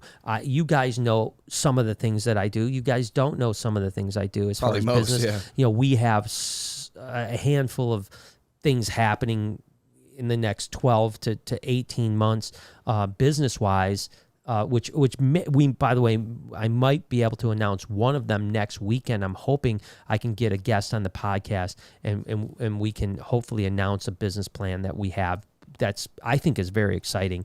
That could happen next year, but it's going to start this year to happen next year. Right. So tune in next Saturday. Hopefully you'll find out. You'll find out more information about that. But my point is that I'm always working on things that you guys don't know anything about, right? So there's so many hours in the day that you can only do so much, and what has to give and what makes the most sense is that BHB. I've always said I love breeding snakes. I will always be a snake breeder. I will always breed snakes. I will always be part of the community to some extent. But it's also the most work-intensive business I run. There's more man hours that go into BHB than any other business I run. Yeah. Yet it is not nearly as profitable as most of the business I run. Right. It does fine. But for a number of years, it made no money at all. Like, I mean, I was like, there was a couple of years where I literally lost money running BHB. Yep. The last little bit, we've kind of nailed it down and figured out. But then why it's so work intensive is that if we want to really have great colubrid production, Lori has to breed colubrids. Yep. If we want to have really great python production, I have to breed pythons. Like physically hands-on, all day. I can't turn it over. Now, we have like Jessica's great. Like if we had 10 Jessicas, we'd be great because Jessica produces the crap out of everything that we work with. She's as, but and that's no bash on anyone that's ever bred stuff for us. That's no bash on them. It's just you'll see a 40% reduction in production. It's 20-something, 30-something years of experience versus somebody that's doing it for their first 5 years, it's impossible. And it's not that they haven't tried. They just don't have the experience that we have. Yeah. So Lori and myself have to physically be involved on a huge level to be successful. Which is a lot of pressure. And since Lori and I have taken over that, we've been much more successful, both numbers of animals produced and financially from that point. But we can't do that. I mean, we can't. Lori is a pretty important person in our businesses, and she's spending all these upteen number of hours a week spot cleaning colubrids. Right. It's just not a good use of time. I mean, you don't see Elon Musk putting bolts on Teslas. You know what I mean? And that's essentially what we're doing. Lori and I are putting bolts on Teslas right now. And although I love that, I love putting bolts on Teslas. In this case, breeding snakes.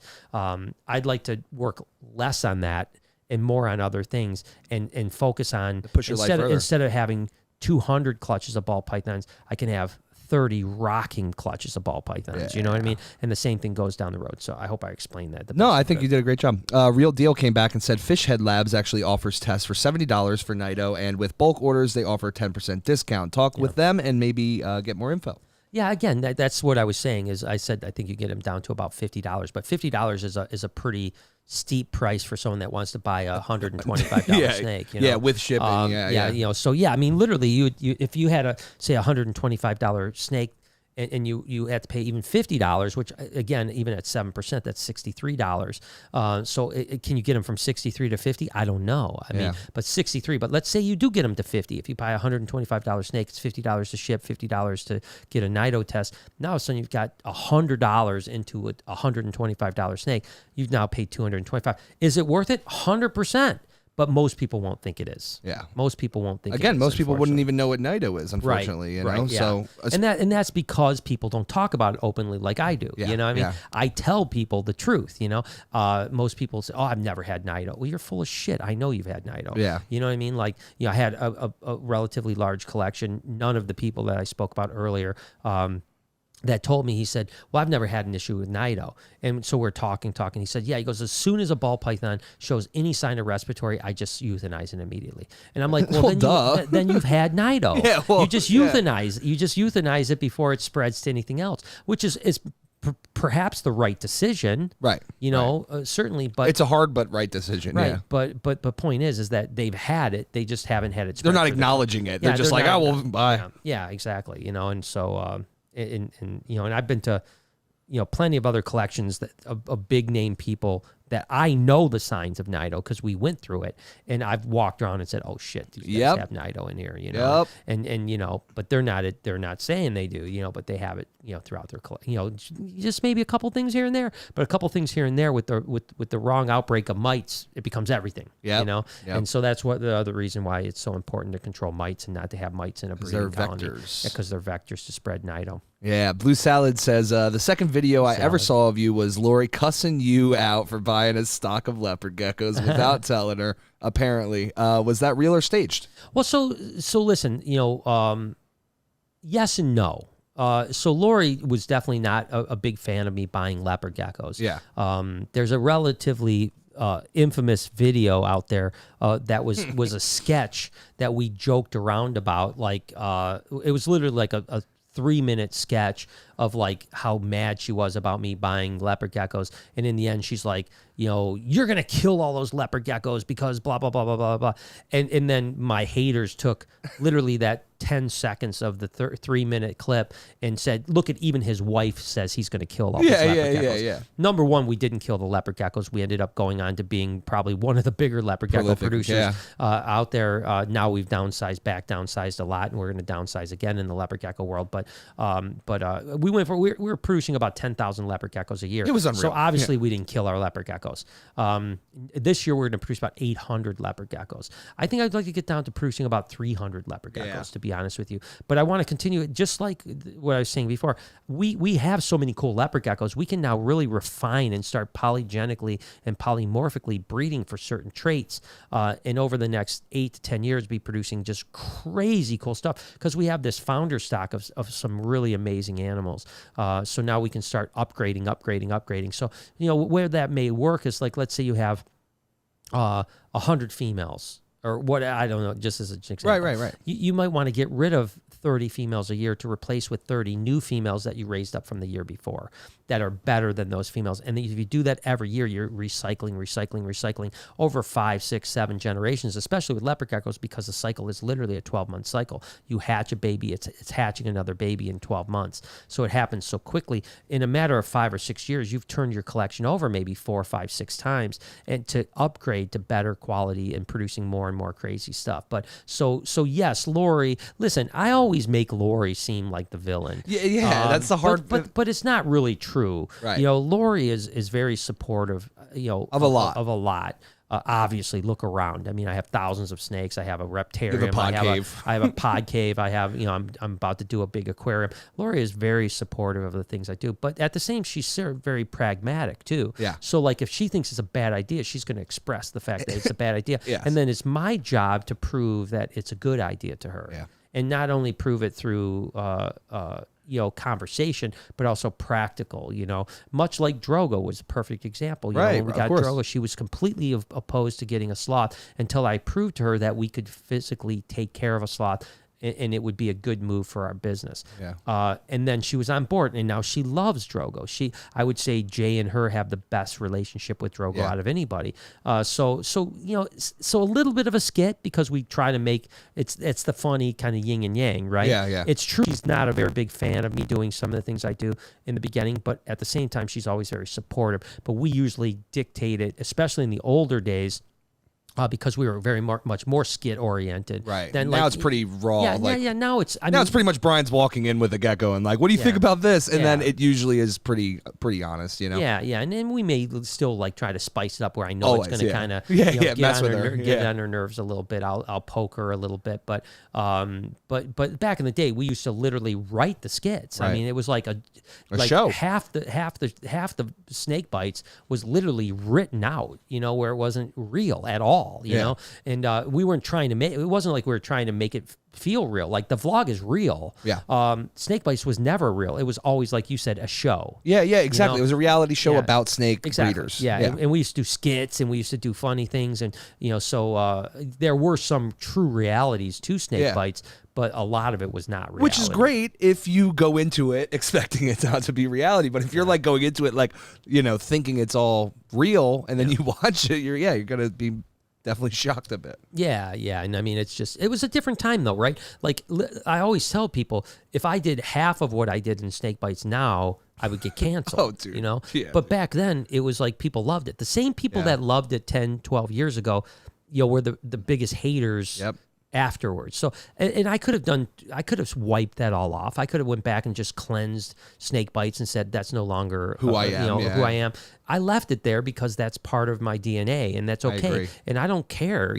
We did what we did. I think that it's great to see the growth in where we're at. I think people could go back 8, 9 years ago and watch that, and then watch what we do now and go, wow, look at how different Brian looks at things, and look at how much growth that he's had and his company has had. And I think that's the story I want to tell, not so much going back and saying, can you believe 10 years ago this guy did this? He's a piece of shit. Yep. You know what I mean? It's like, that's whatever. You know what I mean? Like 10 years ago, you could do a lot of things on the internet you can't do now. In you know life. what I mean? I mean, look at comics. You know, comics 10 years ago could do, I mean, if you watch George Carlin, you watch Richard Pryor, you watch, you know, even Eddie Murphy. Eddie in the Murphy early specifically, days. yeah. I mean, the things that they said, no comic could say that now. Nope. They would be canceled 10 seconds into it. But yet that stuff's still out there and it still lives in the ether, right? Yeah. So, because we expect different things of different time periods. It's just how life is. And We so, progress in a better, we always are trying to get to a more moral and ethical future, but we have to come from a less moral and ethical past to do that, right? Right. And I think that that's what I'm saying is I think that I'm proof of like, you know, look at the cages we have, you know, look at the environment we give most of our animals. And wait till you see what happens in the future, Yeah, too. and the future is going to be even better. I mean, to the point where if I'm working with less animals breeding-wise, that means their cages are going to get bigger. Yeah. You know what I mean? So you're going to have, you know, I envision my breeding center to be just as impressive as the Reptarium. Yeah, something where people come in and are like wowed to see. I mean, yeah, it, look at what we're doing with the New Caledonia room. That's kind of the vibe, right? It's like, yeah, we're you know, they right now they're being kept in tubs, you know, much like everyone's breeding. Most people, anyways, are breeding geckos. Now we're putting them into a Reptarium-esque type of room, you know, and the same thing's going to go across the board, and I'll have the ability to do that with less animals. Now, I know that, like, you know, obviously industry standard is, you know, tub breeding or whatever, right? Mm-hmm. But that's always been like that. Like, did people start with big enclosures? They immediately went to like, hey, I'm keeping a bunch of animals. I need little enclosures to keep them in. Yeah, I think when you go back to the late 80s, when it went from like keeping stuff in a 10-gallon aquarium. And it went to commercial breeding or like more. So when people back, you know, probably when I was 15, maybe younger than that, because again, when I was 15, 16, Mark Bell already had some progress. Yeah, he already had drawers. You know, he already had Rubbermaids. And a guy that really started it was even going back probably into the 60s. Wow. They kept snakes in plastic shoe boxes. They just had lids on them. So the rack was like more like a bookcase that this would go, you know, you would take it out and take the lid off. Yeah, of course. It wasn't until probably the maybe mid 80s that Gary Sipperly, who was a massive reptile breeder for a number of years, he's the one that came up with the topless shelving rack. So fit perfectly so in it there. would fit in there and you wouldn't have to. And then Mark Bell really took it to the next level. Mark took Gary's idea and then really turned it into heat tape. And back then it was pipe heat tape. There was no such thing as FlexWatt. You know, so it was pipe heat tape, and it was routed into the things, and it was really cool. and on thermostats, and he took it to a level that was really good. So yeah, since I've been keeping reptiles, it was always, you know, shoe boxes and Rubbermaid. And then, like, stuff. do you think, like, is there anybody really out there? I know there's probably somebody, but for the most part, almost all the commercial breeders these days all do that, right? No one's doing big cages this, right? There's no commercial breeder that can do that. So that, I guess where I'm at because is like, financially you can't justify it. Of course. It's just not. So this is what I've always said. Breeding ball pythons in a 40-gallon tank that's decked out or whatever, 40 breeder that's decked out is analogous to free roam beef, right? And what percentage of the market is free roam beef? Probably under 2 or 3% of the market, because you're going to pay 80% more for the same product. And people may not like the idea of commercial farming, but they're not willing to pay twice the price. They like the price better. They like the price better. Yeah. And that's the problem with commercial breeding in larger enclosures. Is then you take that $50 animal and it's going to become a $100 animal because it costs twice as much to produce, because you've got twice as much square footage that you're actually using, and on and on and on. Yeah, I guess what I'm looking at is like, this will be a cool experiment with the New Caledonia room and with your future breeding. Will the animals be more prolific or something? I don't think they will. I don't think they'll be more prolific. I don't disagree. I think they could be less prolific. I might even agree with that. Yeah, but they might be happier. Yeah. So that's you know, see, I'm in a unique position where I can do that. I can have BHB with no profit. You know what I mean? I can produce less animals and break even, and I can be okay.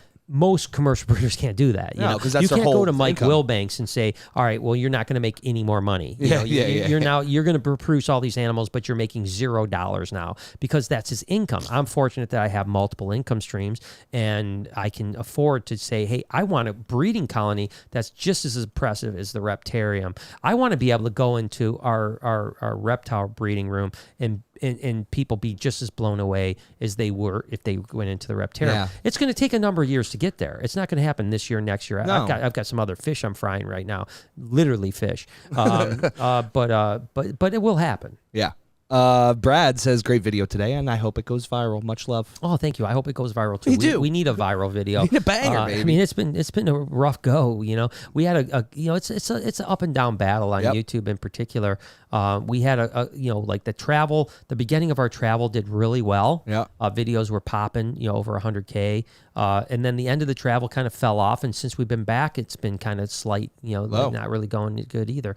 So yeah, we need a couple viral videos to pop. Yeah, because those pop videos help a lot. Man. Yeah, but that's just part of it, man. I mean, that's this game. It's everybody. I mean, I look at when people are like, oh, it's a bummer your channel is not doing as well. I go, yeah, but if you look at this guy's channel, it's not doing well either. And this guy's channel isn't doing well. And this guy, it's all down. Some channels are doing good. 30, some channels are doing good, but a lot of channels are down. And, and that's just, it really comes down to algorithmic things. It comes down to the fact that YouTube is pushing short videos more than they're pushing long form videos right now because they're trying to compete with TikTok. Which is not going to happen. So yeah, I mean, it's just the way it is. And that's okay. I'm still very, very grateful. The fact that, we have the audience we have no matter what. Yeah, that 12 or 15 million people a month watch the vlog is still outrageous. It's crazy. It's more than ABC, bro. Yeah, when you really think about it, I mean, a TV series will usually get a 10-part TV series on cable is usually going to get somewhere between 4 and 7 million views. And that's a 10-week series. We're doing that in a month. Isn't that crazy? So we're doing twice that in a month, three times that, yeah. So we're still very, very, very blessed, and I have to keep. I look at it positively, and I don't look at it as negative because I can't control that. It's all I can control is what I can control, and that's my thoughts and actions. And if we control, we could put out the best product we can, and then it's up to YouTube. Yeah. And we could try to evolve and change, and we do. We're always trying. We've changed to like 5 times. In the last 2 years. Yeah. So, but some works and some don't. Let Roses Burn says Emily did a video exposing the Minnesota turtle races. It was really sad. So many turtles taken out of the wild just for a weekend and abandoned. Yeah.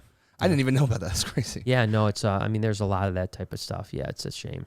Silver Cash, he's here. He says, I'm stuck at work making them pizzas right now. Have an awesome night, everyone. Oh, well, Silver Cash, if you happen to listen to this later he's or gonna something watch like it. that, you'll hear about the pizza oven that's coming this week. We're going to get it. And I'm not going to do anything with it till you get here in September because I don't know how to make pizza. So, I do, so I'm waiting for Silver Cash. I'm going to wait till you get here and you can show me. Tiffany says, how's that changing table coming, brah? Oh, shit. And all right, oh damn, I was gonna go to the next super, but that was the last one I got. Actually, Tiffany, I was looking at that snake today with the eye. The eye is there, and it actually looks really, really good, but it doesn't. It might be blind. Oh, are you talking about the one that had that like infection or something over the eye? It shed off. It looks like the eye actually looks like a little tiny eye, like a smaller eye. But I mean, literally, if you just looked at it, you probably wouldn't even notice it had an eye issue. Whereas it was like cloudy before. It's completely cleared up now. But I think that it's just like maybe about 20% smaller than the other eye. Okay. And I'm assuming it's probably blind in that eye. But it's eating and doing well, and it's really good. Now I just have to decide what to do with it.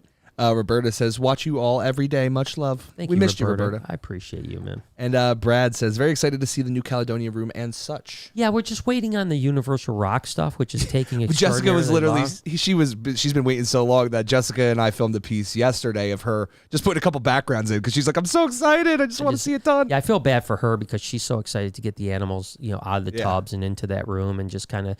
We're just waiting. Just waiting. I mean, it's, trust me, if we had it here, we'd be done already. There's one thing that everyone should know right now is that there is everything in the world that used to be a week takes a month. Everything that used to take a month takes 3 months. And everything there's took a 3 shortage. months, 6 a year. Yeah, there's a shortage. Everyone's behind. Shipping. Not enough employees. Not enough employees. Not enough this. Not enough that. It's a crazy time we're living in. Sure, you don't want to now. go to Mars? I'm down, dude. Yeah, I think that. Yeah, Jane, British-born Jane. She said she's done. She wants to go to the moon. Yeah, that's my girl. And she's like, "You want to go to the moon with me?" And I'm like, "No, I'm good. I'm staying right here in Utica. I'm not going to the moon." Man. I know, dude. I know. No spaceships for me. But no, it's but yeah, looking forward to having Silver Cash here too for some pizza making. We'll vlog that shit, right? Oh, duh, dude. Yeah, of course we will. Vlog that stuff. But we also, like I said, as we're coming to an end in the podcast, there's a lot of cool stuff happening in the background that you guys don't know about yet. That we're going to be able to start talking about soon. I keep saying that, but it's true.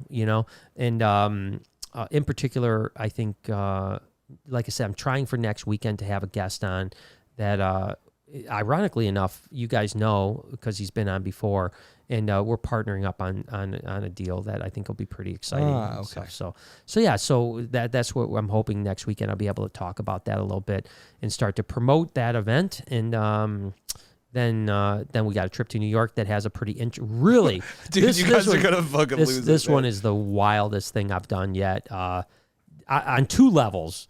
There's a business side that you guys will be like, what is Brian doing? Is this crazy? This is like, it's really wild. It's like way outside the pocket. Oh, so but it's super cool though. I'm very, very excited about the potential for it. And then the other part of that is maybe even more outside the pocket, to be honest with you. But it's fucking crazy. Yeah, so, you guys are gonna lose your mind. So yeah, if those two things happen, again, there's other things in the works, but there's a couple things that even I'm shaking my head at, just like, wow, this is crazy. But really, really fun stuff coming up. And then obviously we still have the expansion, which there's so much that they don't know about, man. Yeah, no, there really is. I mean, my life is like an onion. There's a lot of layers to it. There's no doubt about it. Yeah. And that's why, I have to be careful because, like today, I'll be totally honest with you guys. I mean, I went through the podcast fine, but today I've just been a little bit off. It's probably been the first day in about 6 weeks or so that I've had just a little bit of an off day with anxiety. Nothing too major. It's certainly just a fraction of what I used to feel, 3-4 months ago. But it doesn't feel good because I just don't feel good. I just feel a little bit, and that's part of that is I have to be careful not to overpack, and I'm 100%. Overpacking a lot right now. I'm really crushing a lot of things, so I have to be a little bit careful. But I'll get through it. Dude, 100%. Hi Desert, what's going on, man? Hi Desert Python says getting bit by that gecko was not tokay at all. It wasn't. That's a good one. Not tokay at all. Not tokay at all. Yeah, I like that. We should write that one down. I got you. I'm already on it. I think we already had something for like. I'm sure we did. Yeah, it was like tokays. We had a Reptile Army tokay thing. I can't, and it was something similar to that. But we'll have to. I'm sure I have it written down somewhere here already. I hope you're doing good, man. He's banging some cool ball pythons out over there too, man. All the time. He's on his game, man. So he's a good dude. That's all I got for now. Yes, right? That's it, man. So I tell you what, guys, I'm going to just end it, man. I'm going to say goodnight to you guys and thank all the super chatters for keeping me company, and thanks for all the mods and thank you guys in the chat, and just thank you guys for watching. I really do appreciate it. Hit that subscription button, and we will keep on banging out podcasts as you guys are watching. Again, tune in next Wednesday. It'll be family. Friday, Noah will probably have someone on. Last Friday, Noah and myself yesterday did it together. It was really fun, father-son thing. And then next Saturday, hopefully I'll have a cool guest on and share some news with you guys that I think you guys will be excited about. So yeah, that's it. Have a good night, guys. Love you. See ya.